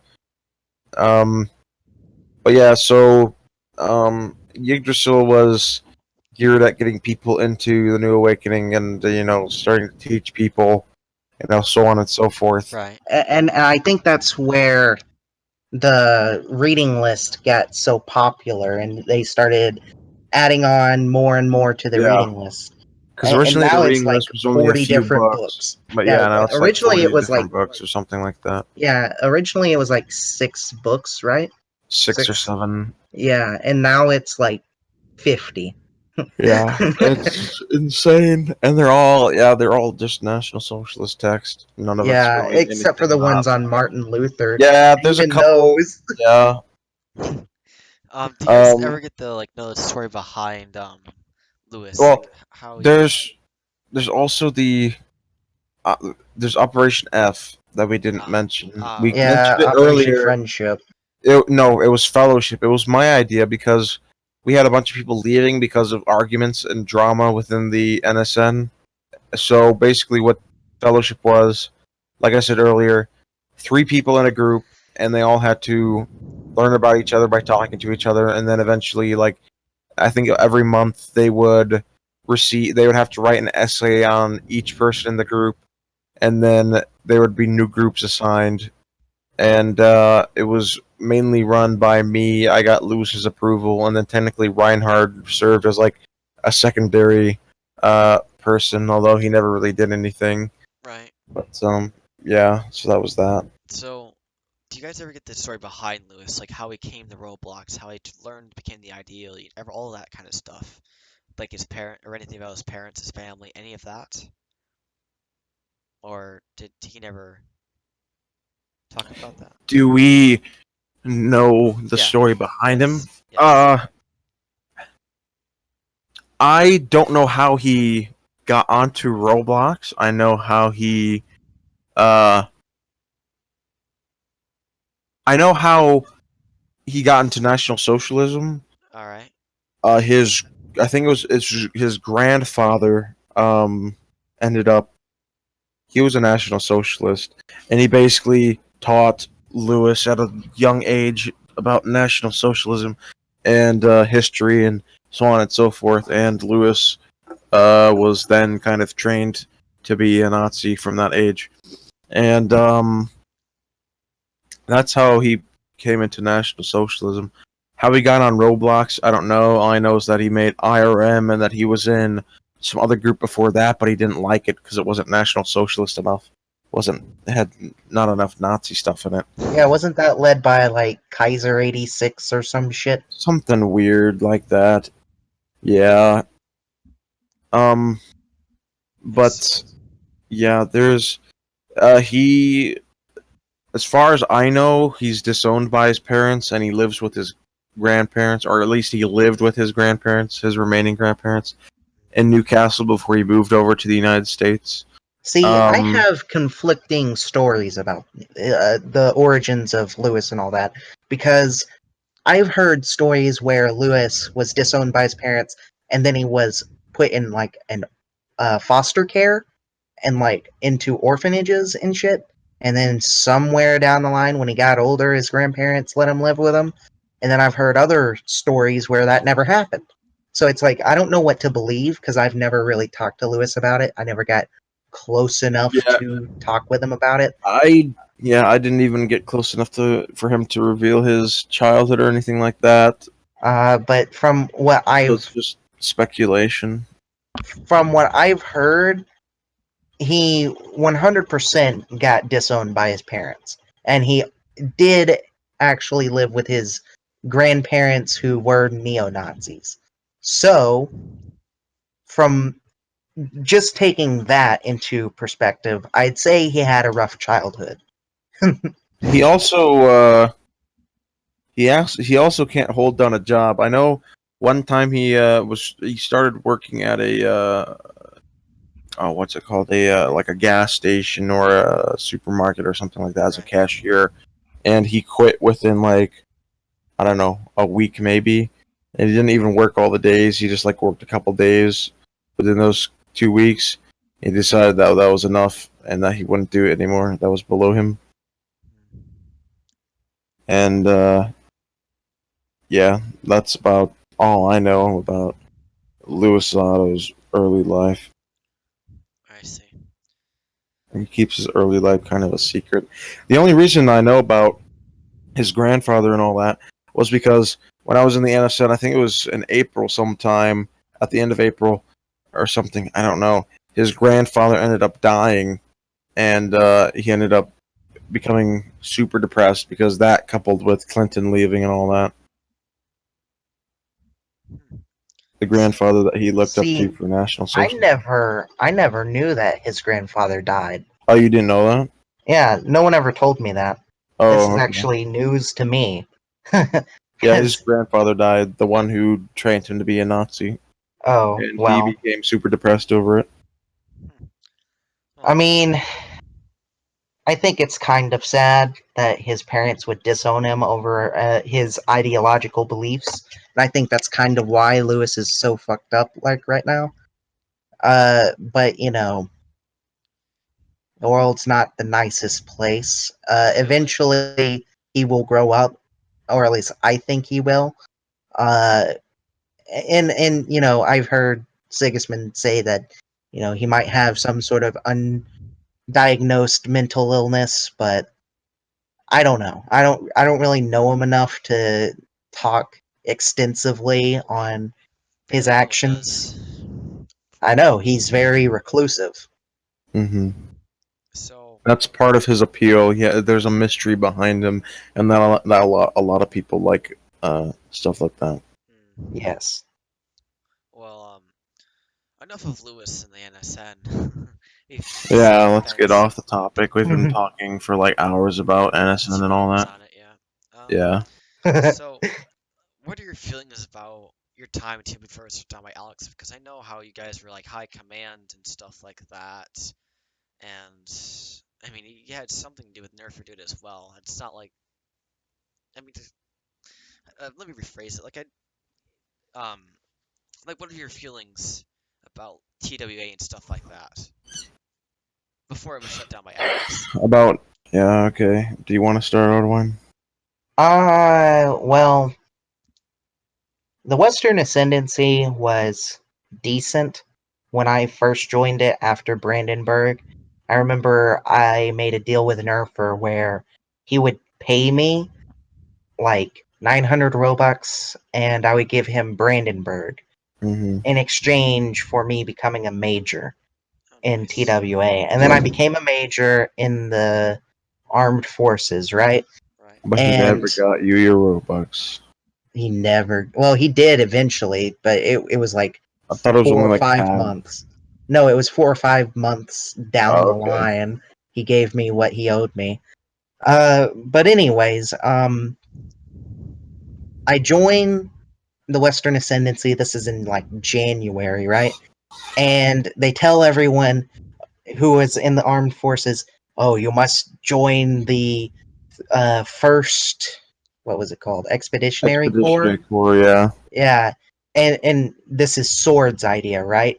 And he's like, okay, once you join the Expeditionary Corps, you sign a contract, non-verbal, like you don't even actually sign the contract. You join Not and an unwritten contract. yeah, basically an Yeah. unwritten, unspoken contract about how you will not leave the Expeditionary Corps under any circumstances for at least like 3 months, was it? I don't know, something like that. Something like completely retarded. I'm laughing about it. Like so I joined the Expeditionary Corps, and then Sigismund is like, hey, join the Order of the Patriots so I can make you a Commander Third Class. And it's like, okay. So I join while no one's looking. Then John finds out and he's like, you have to leave. If Sword finds out, he's gonna scream at me. If Sword finds out, he's gonna scream at me. Yeah, basically. so I leave the Order of the Patriots and rejoin the armed forces. But at that point, I'm like, I don't want to actually be in the armed forces. I don't want to have people who I don't know command me and do shit that I think is absolutely retarded. Right. So I just decide, I'll leave. And around that same time, Aleczaender Strangelove, who, is leading the Western Resistance, decides to message me, and he's like, "Hey, you were pretty big in the Western Ascendancy. Why don't you join my group?" And so I join his group, and I become a lieutenant colonel. And he starts talking to me about town groups and getting into that. And so I told him, yeah, go for it. And then we created Anglia, and Anglia uh, originally was funded by, the Western Resistance, people who didn't really like Nerfer. But eventually, over time, uh, Nerfer became increasingly interested in Anglia. He wins the election, right? And Right. then Anglia becomes a puppet of TWA, basically. Basically, it becomes what Rika Selva is now. So, after Nerfer takes over Anglia, I decide, well, I'm going to join the winning side in this and join the Western Ascendancy. At the same time, Sword, the same autist that kept me from joining the Order, decides to leave. So I get placed as a brigadier, and I was also in the Order somehow. Like, I was in the order and the military at the same time. I was a commander 3rd class and a brigadier. And then Alex joins TWA and shuts down Anglia permanently. And basically buys his rank as Chief of Staff of the Western Ascendancy, or Armed Forces, rather. So he makes me a field marshal under him on condition that I leave the order, but eventually Chief of Staff got phased out of 3rd in command and dropped down to 4th in command. Right. And Lord Minister became the new 3rd in command. So he got promoted from Chief of Staff to Lord Minister, which is both a armed forces rank and a order rank, or at least it was when he got promoted. And so they made me my own rank, Chief Governor. And I just remember using that title as like reason to be respected, and so I would lead raids and shit and make my own vignettes on groups that I deemed autistic. And I don't think that it was a bad group, right? I think that before it got shut down, it was probably my favorite thing about this game, because I would be able to go to whatever group I wanted, Allied or Axis, and raid the hell out of them, ignore their rules, and based on those results, we would always win, right? We would ignore their rules, we would win, they would admin abuse to try and win, and we would expose what they're doing. Of course, for some reason, that didn't sit well with people in the high command of TWA, and so they decided to leave en masse for no reason other than, oh, I don't like how you're not respecting their rules. It's like, that's pretty dumb. Sounds very dumb. Why would I respect their rules if I am trying to raid them? That's pretty fucking retarded. Right. Mhm. So, Like the whole no Um, wall shooting and shit, that's just fucking retarded. Yeah, and my feelings about TWA. I joined it because after Leistung, I felt there was no other Axis groups to go to, and at that point in time, Nerfer just seemed like a cool dude, I guess. I'd been with I was in USM shortly, but after I came back to Roblox in like October or November, I had went to General John, and he had made me a 2nd lieutenant and put me a part of the OSS as a part of his own personal guard. And I was in there for, I don't know, 2 weeks. And it was basically just me memeing around. And, that was my first ever allied group. And then when Leistung got deleted, I went and I saw, oh yeah, because Leistung got deleted in like December, which is about the time TWA was starting up right. or so. And I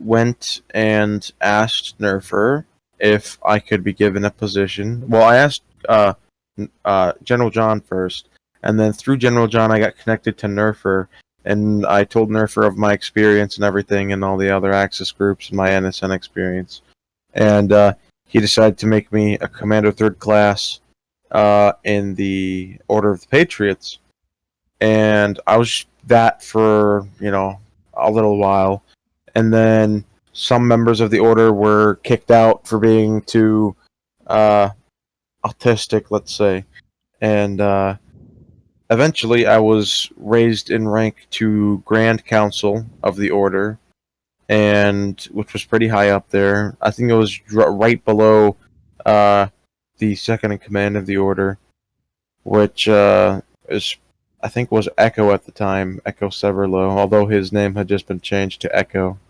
Not sure if he's still with the Allies. But I'm pretty sure he is. He's a yeah. pretty hard John follower. Mhm.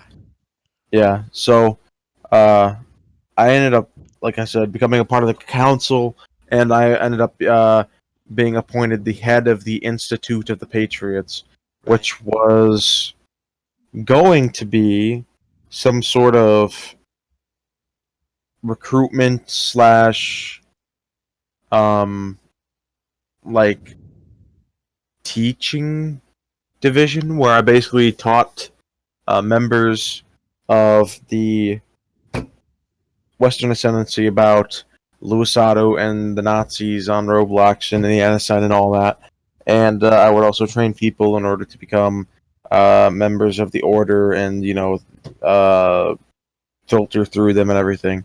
Not sure if that ended up continuing on after I left, but I became head of that. And then oh boy, I don't know when it was. I think the beginning of February, for some reason. Oh, here we go. Yeah, this is the reason why. I ended up, I think I ended up making. Oh yeah, now I remember. I went to IRF's place. I think it was IRF. Doesn't Vasiliev lead IRF? Yeah, it's Yeah. IRF. Yeah. So I went to IRF's place with two other guys. One of them was the second in command of the institute, and then the other guy was just some random other order member. We went to IRF, and we were spectating their training as allies. And we saw they were basically just standing on each other's heads as part of the training for some reason. Right. And they weren't doing anything else besides standing on each other's heads. And we said something about it, and then I remember like all this very vividly, and it happened very quickly.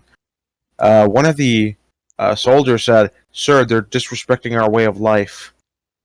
Oh my god. Yeah, exactly. And the colonel that was there, he walks over and he says, something along the lines of, you will stop making comments about my training, or you can leave. And we said, "Okay, Mr. Colonel," irrelevant colonel. And then he got pissed, and then he just went back to doing what he was doing. And then all of a sudden, the NKVD showed up and started watching us from a distance, right? So we started staring at them, and then we made some comments about the NKVD. And then we started calling the group autistic, and then Vasiliev teleports and teleports behind you, and he goes, "You are no longer welcome here," and then he banned all of us. Oh, he said, "You are no longer welcome here, and I'm sending what you did to John," and he banned all of us. And then, like 50 minutes later, John messaged me saying something like, "You've been removed from so on and so forth," and I was demoted from Grand Council, and I was removed from head of the institute. What's And, that? You commented on us fucking standing on each other? Get banned. Yeah, exactly.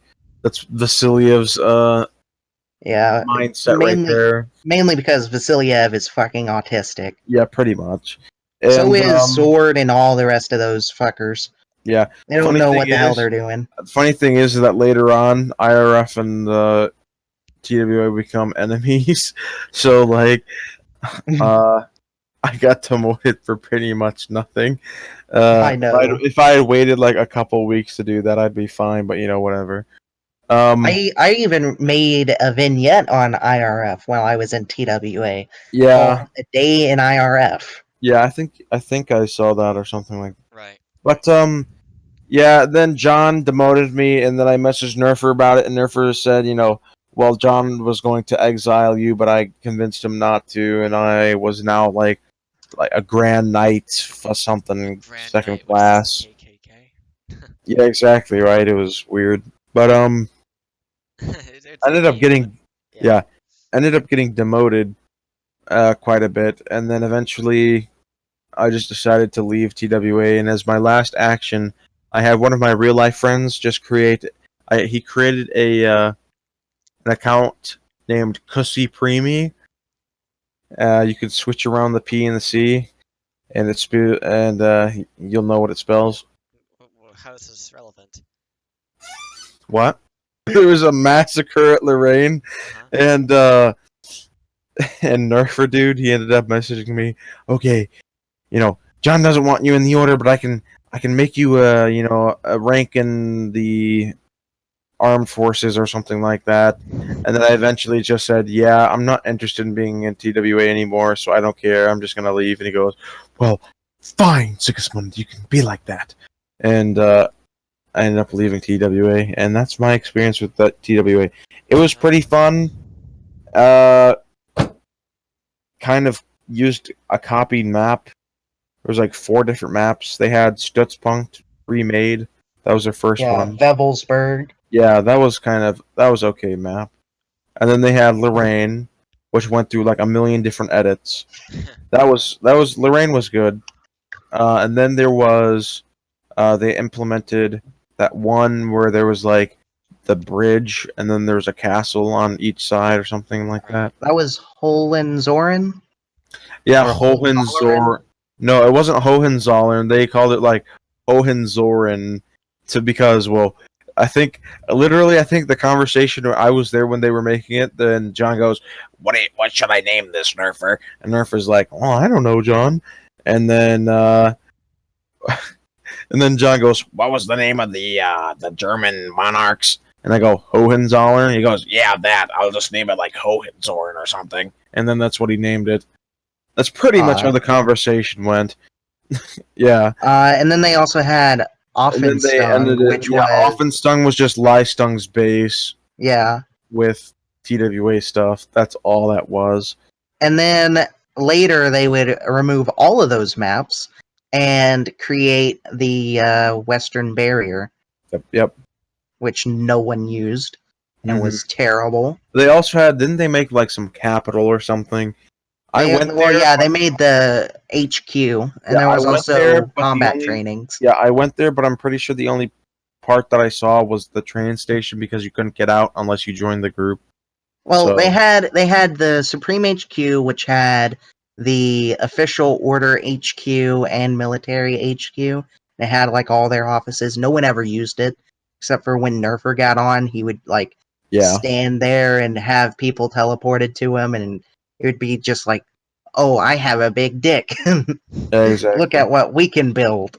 That's basically all it was there for. And then there was another server for combat training, which was originally just like some Lewis map that they stole, and then eventually became something that was pretty cool and interesting that John made. And it was all original, but like we never used it because there was no reason for us to have combat trainings. Why train in combat if all you're going to do is raid? Like you don't need to train for something that you're doing constantly already. Right. If we had more new recruits, it would be useful for trainings. But we never had anyone join when I was in, TWA.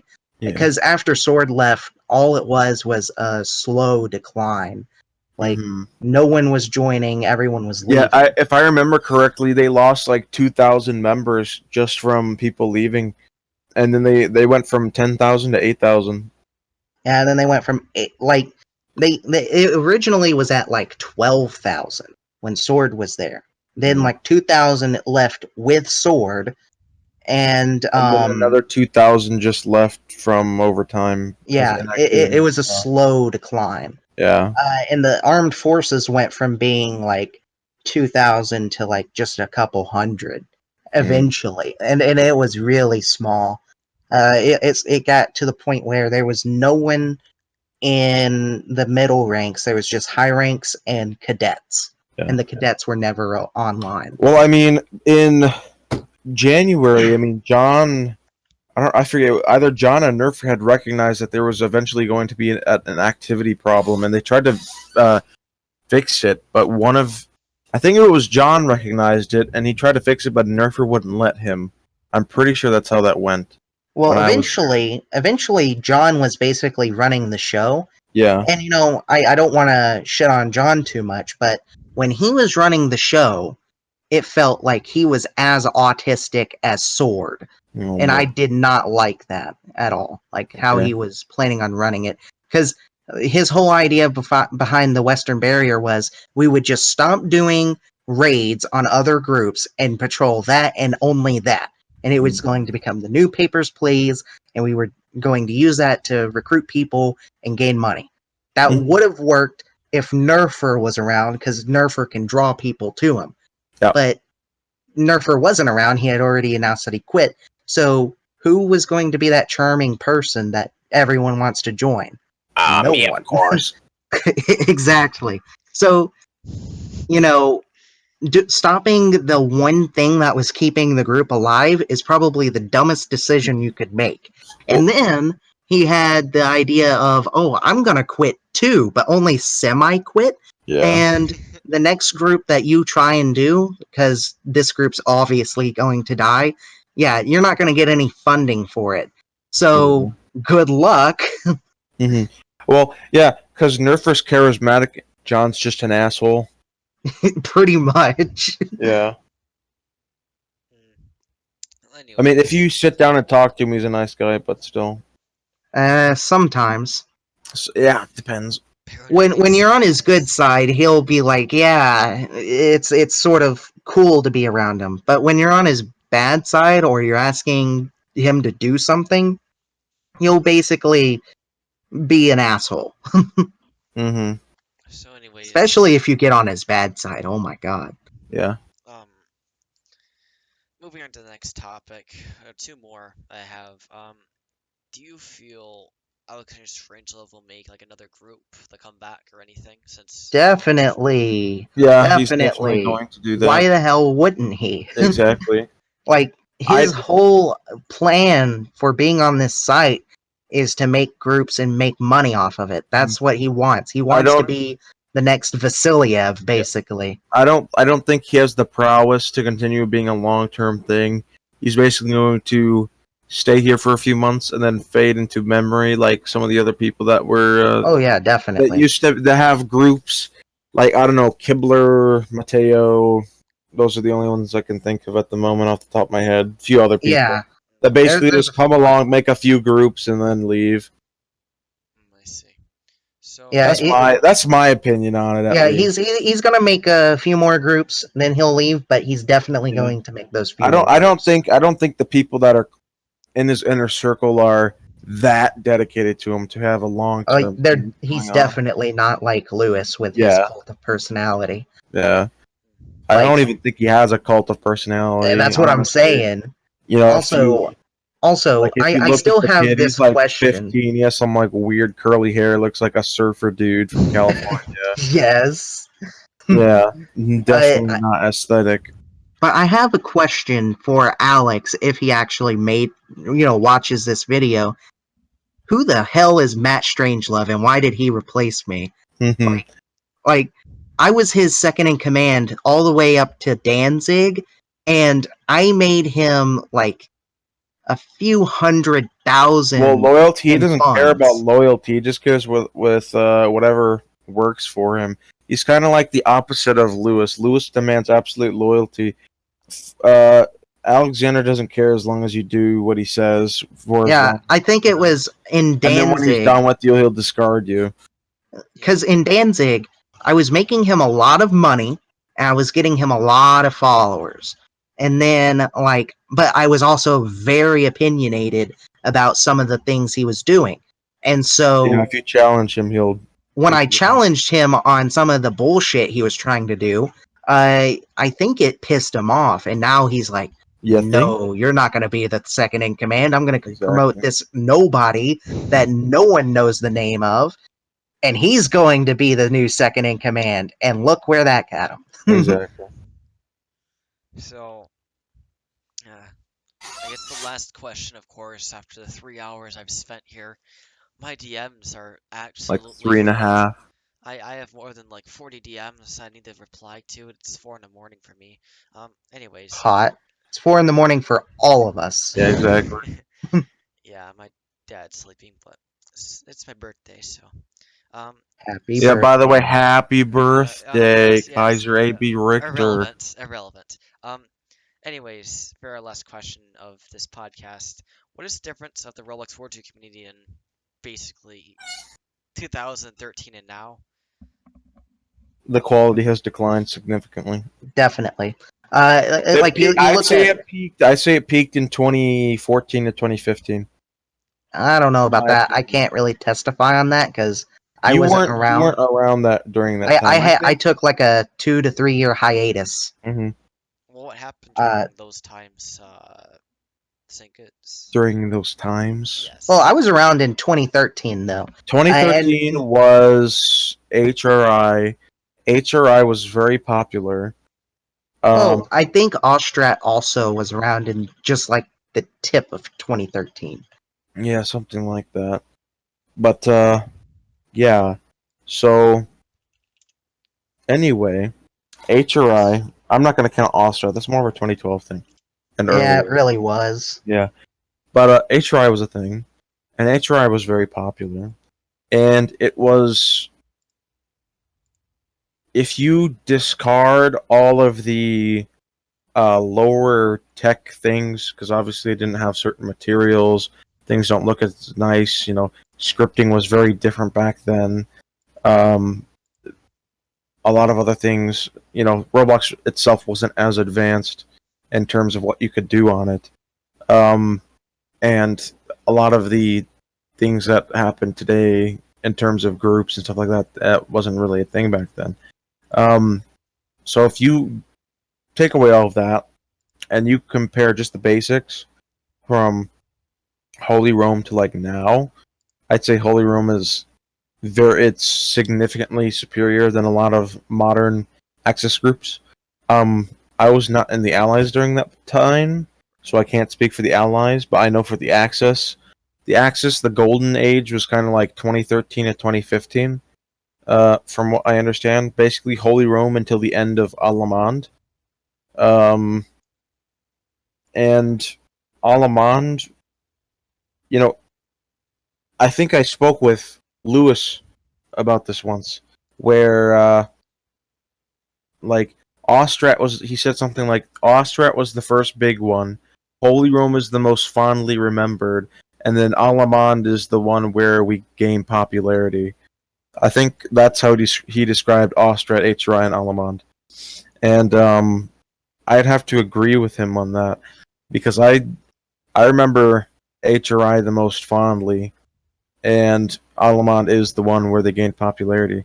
Aleczander is where they started. That's where kind of everything kind of stopped in terms of actually thinking of newer ways to do things, I think. And it's kind of like slowly regressed. I've had a lot of discussions with Nerfer about this, but I think he agrees with me on this point. But yeah, so like it's I don't know. And then back then there wasn't there wasn't like all I don't think there was that this much drama back then. Like there wasn't an Aleczaender character running around, causing drama. There wasn't any of these weird bad actors outside of either side, you know, not loyal to any ideal or cause, going around just for money. Uh, Right. there, Here's I don't know. I here's can't. what I remember. Here's Okay. what I remember. So back in 2013, I remember I was a part of the 101st Airborne at the start of the year, as well as Ostrat. Um, of course, as you mentioned, Ostrat was more of a 2012 thing. Uh, but from what I remember, it was pretty fun. I enjoyed Ostrat a lot. And I also enjoyed the 101st a lot. I think that, yes, the tech was low quality compared to now, but I think that the experience, the way that, groups behaved was a whole lot different Hmm. than right now. And it was a lot less toxic. Exactly. A Like lot you less didn't time. you didn't have people doxing people. You didn't have people Exactly. DDoSing people. And you didn't Yeah. have people here only to make money. Everyone Exactly. was sort of here just to have fun. Hmm. And, sure, there was some bad apples that had some sort of political influence and were trying to indoctrinate some people Yeah. into like Nazism, and that, isn't the worst. Well, it's not good, but it's not the worst thing that you could do. Hmm. Whereas nowadays, we still have that problem. It's just now people are only in it for the money. People are going around DDoSing people, doxing people, doing really nasty things to people and saying the worst things they can possibly come up with, making false accusations and whatnot for no reason other than you made fun of me in a Lego game, so time to die, Yeah, basically. exactly. It's Whereas, it Crises are definitely. just that's the thing about the crisis just out of nowhere they start disliking my videos and making hateful comments and you have Mhm. the strange loves and the shuttles working together claiming that they're hacking my men when they're manipulating them and but things like like, that. that never happened, Yeah, or if it exactly. did happen, it's happened on a very small scale Yeah. back in 2013.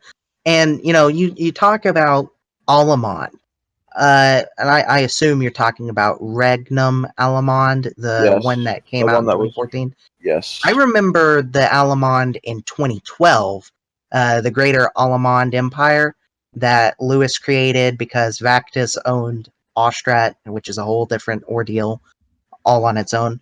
That was a very interesting time because there was a whole lot of anti-Turbine, posters made by Lewis as Turbine took over Alamond, and you could see resemblances of hatred in the community, but it was nothing like what we have now. It was more of just like harmless propaganda, while now it's Pretty much, more yeah, of like actual personal attacks. Right. exactly. Yeah, like I don't honestly I can't remember any propaganda from HRI or Regnum on Le Monde for I can't really remember anything targeting any specific individual. Like at the time I don't even think I knew that like Nerfer dude or General John was a thing. All I knew is that we were fighting USM or something like that. At least in Alamand. Uh, and HRI, I didn't even know who we were fighting. All I knew is that allies were Well, fighting. we were fighting Shafe in the Yeah, RCCP. exactly. So, like, Well, the Soviet community also used to be a lot bigger of a thing back then compared to yeah, now. well, I hated the Soviets then. I hate them now because I believe that Roblox has a double standard when it comes to national socialism and communism. So I don't like that. But that's a Well, different I mean, topic all it's. on its own. I meant like I don't. I meant like there were more people in the Soviet groups. There were more groups. There were more Soviet groups, and they had more people in them. They were a lot more popular Well, yeah, I agree. than they are now. The only one I can think of now is IRF, and it's not exactly a Soviet group. It's just kind of this weird. Well, you also had RM, but RM's dead. Yeah, there's RM, but like RSSR, for example, was a big one, and all these different Soviet groups that existed back then.